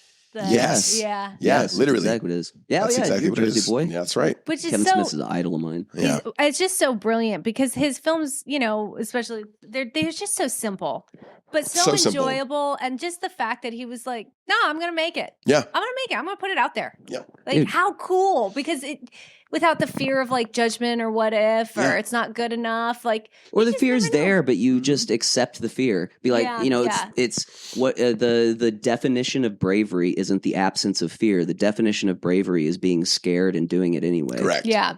You know, and the world needs brave people. Yeah. You know, so speaking of brave, though, Yes. I know Oh, you've yeah. got another little, you have another Yeah. pretty exciting project that you guys are putting together. Yeah. You want to tell the folks a little bit about that? I'd love to. Okay, so I started. It must have been, my God, over a decade ago. This is this decade-long relationships with people. You just never know what's Yep. going to Yeah. happen, Yep. right? So I had met the Strong brothers, Ryder Strong and Shiloh Strong. Ryder, of course.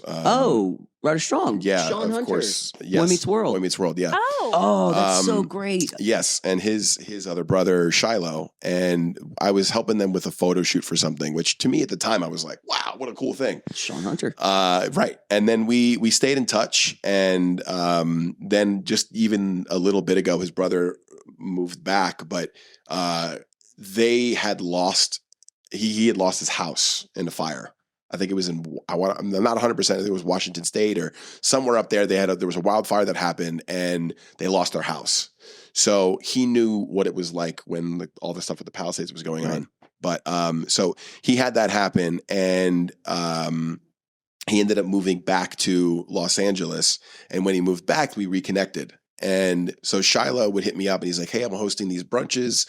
It's just a bunch of people who are in the industry or not in the industry, but just people to come and hang out and, cultivate and just have a good time. Yeah. And so I would go and I would go and I would go and I kept meeting all these people. And then when the fires happened, he jumped into action. Like the second it happened, he took his van, he went to everybody's houses, grabbed all the stuff that you can get, like any clothes, anything else, and just drove to every one of the places because he knew what it felt like. Right. Yeah.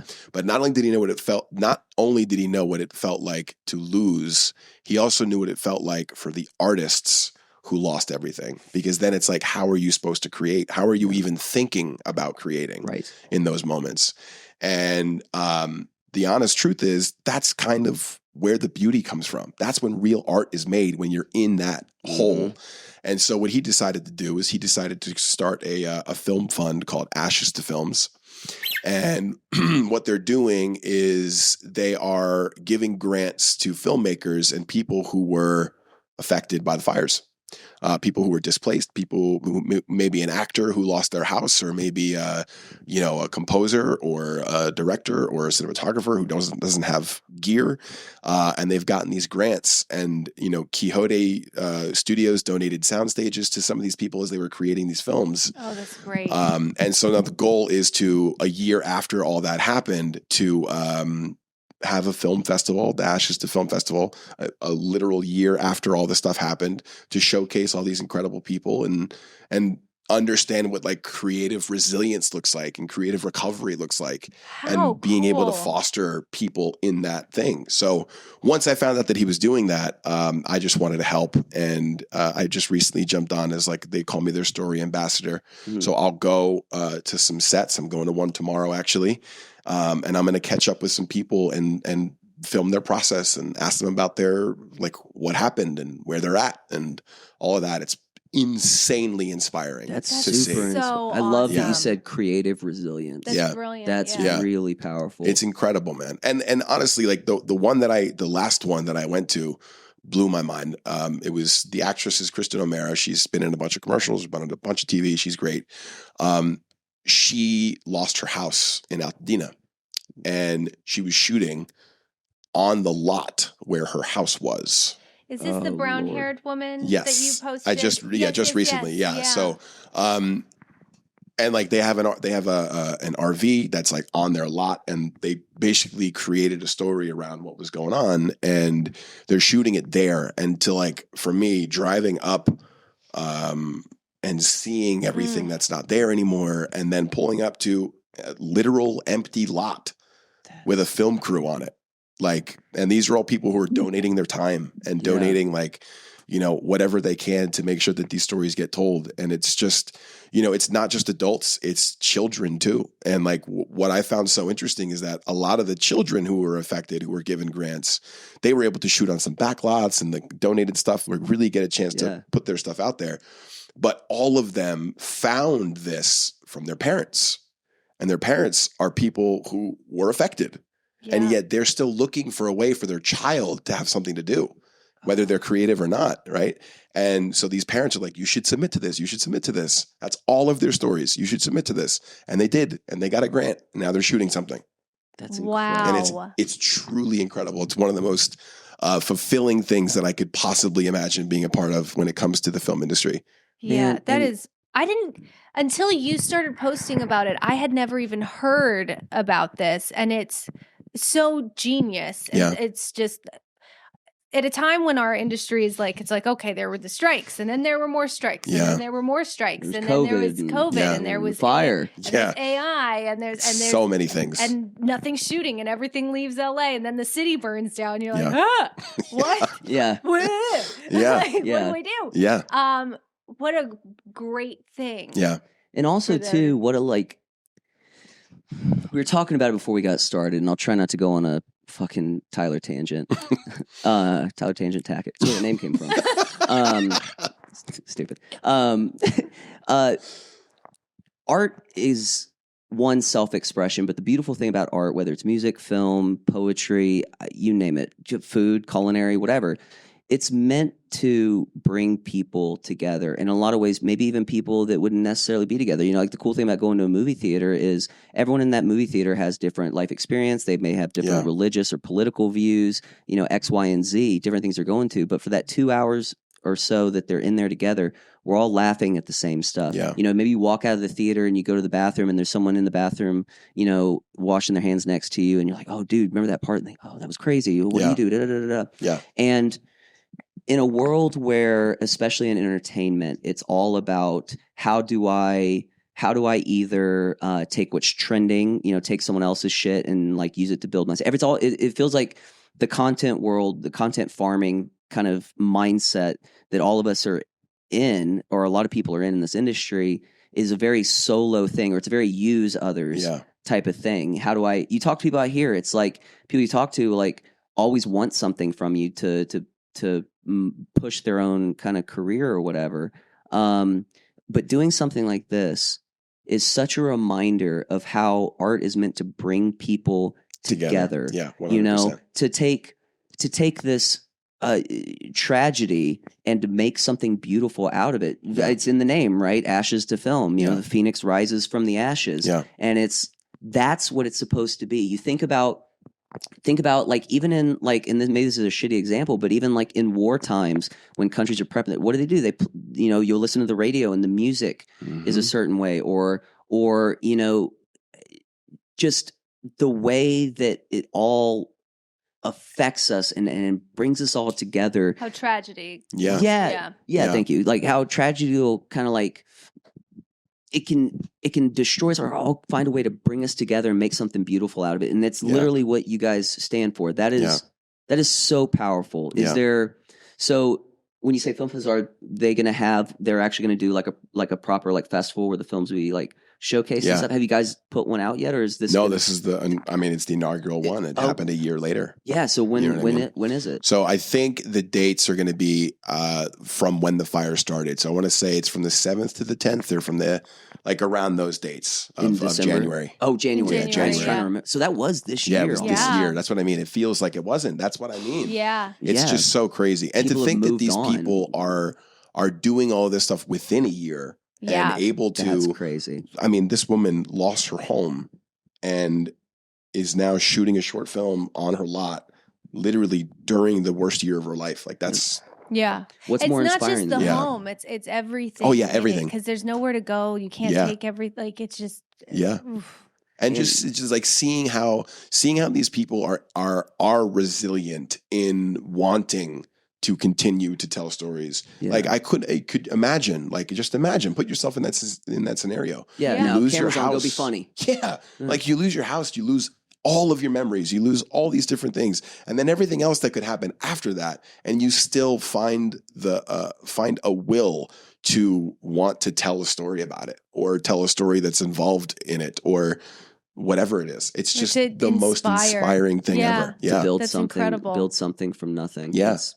It's truly that incredible. is literally the definition of creativity, right? Yeah. We as humans are creators. Yeah. And that is literally the definition of it, what you guys are doing. That is so awesome, man. And you know what too? Like there's all this talk about like, oh, well, you're in the industry, nobody helps each other, or nobody's nobody's doing this, nobody's doing that. Like you can't get anyone to give you money, this and that.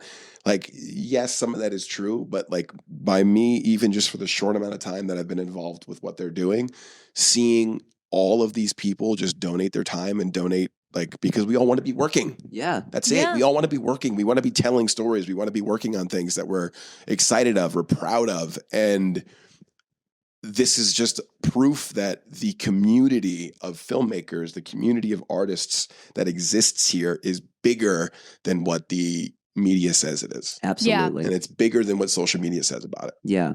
And it's more personal than people think it is. And I think I love that so much. Representation of what it should be, man. Yeah. What it should be. So Ashes to Film. Ashes to Films, yeah. Early January. And it's going to be here in LA. Yeah. I'm assuming. Yeah. Cool.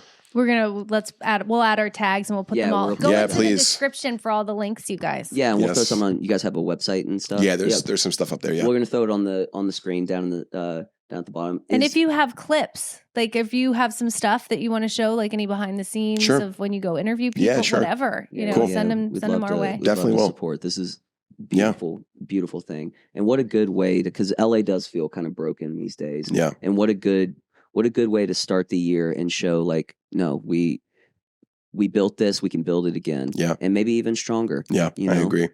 Dude, this has been so much fucking fun. Oh, thank you guys. I know you guys have known each other. But we just got met. I feel like I've known you forever, dude. And this will not be the last time. No, I hope not. I love your outlook on everything. What an inspiring guy, and I'm just truly stoked that you're here, man. I'm honored you guys asked me to be here. Seriously, Hell thank you. yeah, dude.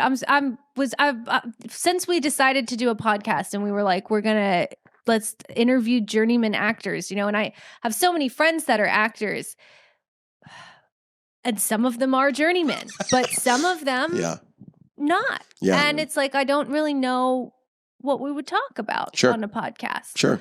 But you popped into my head and I was like, dude, absolutely. So I think it was like a year ago, I reached out, I was like, hey, we're going to do this podcast. Would you want to be on it? Yeah. So, so glad, full circle moment, you know? Genuinely happy to be here. Yeah. Both of you guys, thank you so much. Guys. All right, team. Well, listen, don't forget to like, comment, share, subscribe, hit that little notification bell down at the bottom so you can stay up to date at all the videos. And don't forget, everybody, that if you do subscribe to the channel, you'll get a little link in your email that will be a private link to our OnlyFans. That's right. But do us a favor. If you don't actually get that link sent to your email, comment down below and let us know. That way we can make sure to get it over to you. Yeah. Anything else you want to let the people know? No, love you guys. Do you want to shout out some of your socials and things? Yes. Oh, sure. We can find you. Yeah. Socials, basically all, it's at the Evan Sloan, TheEvansLoan. I've got a feature coming out called Water Rights, written and directed and edited by Dean Jacobs, incredible talent, up and coming. And then, of course, Ashes to Films. Go find it, go support it, and be a part of the movement. Absolutely, man. This Hell has been so much fun, buddy. It's been so much fun. So proud of you, by the way. Appreciate so proud of you. Likewise. Thank you. Seriously, likewise. You've come a long way. Yeah. Hell or high water. Son of a bitch, we're still here. Some might even say, no matter what happens, ever forward. You hungry? I'm so hungry. Yeah.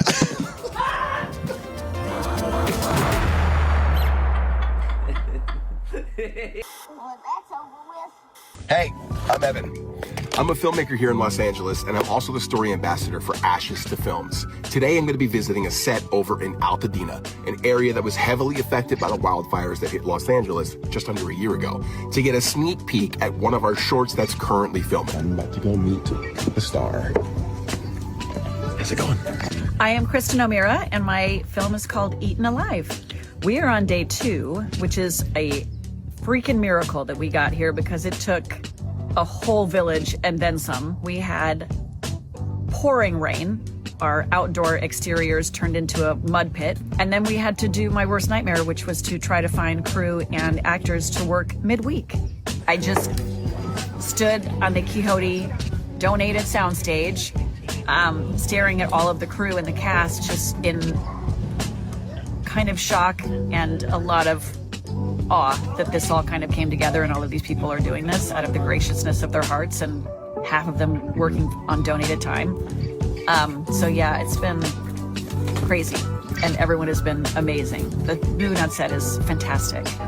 Shiloh and his organization basically kind of showed me that by having a creative outlet, it's been, I think, really necessary for my mental health to have something else to focus on. It's been raw for us this year, and it brought her back to life. And it brought so much joy to her to be able to find that way to express through comedy her pain. And this has been the most beautiful experience for her, and to watch her come out of what we've been going through and to literally find that lifeline that's given her the hope through everything we've been through this year. It's just been the most magical thing to watch happen to her.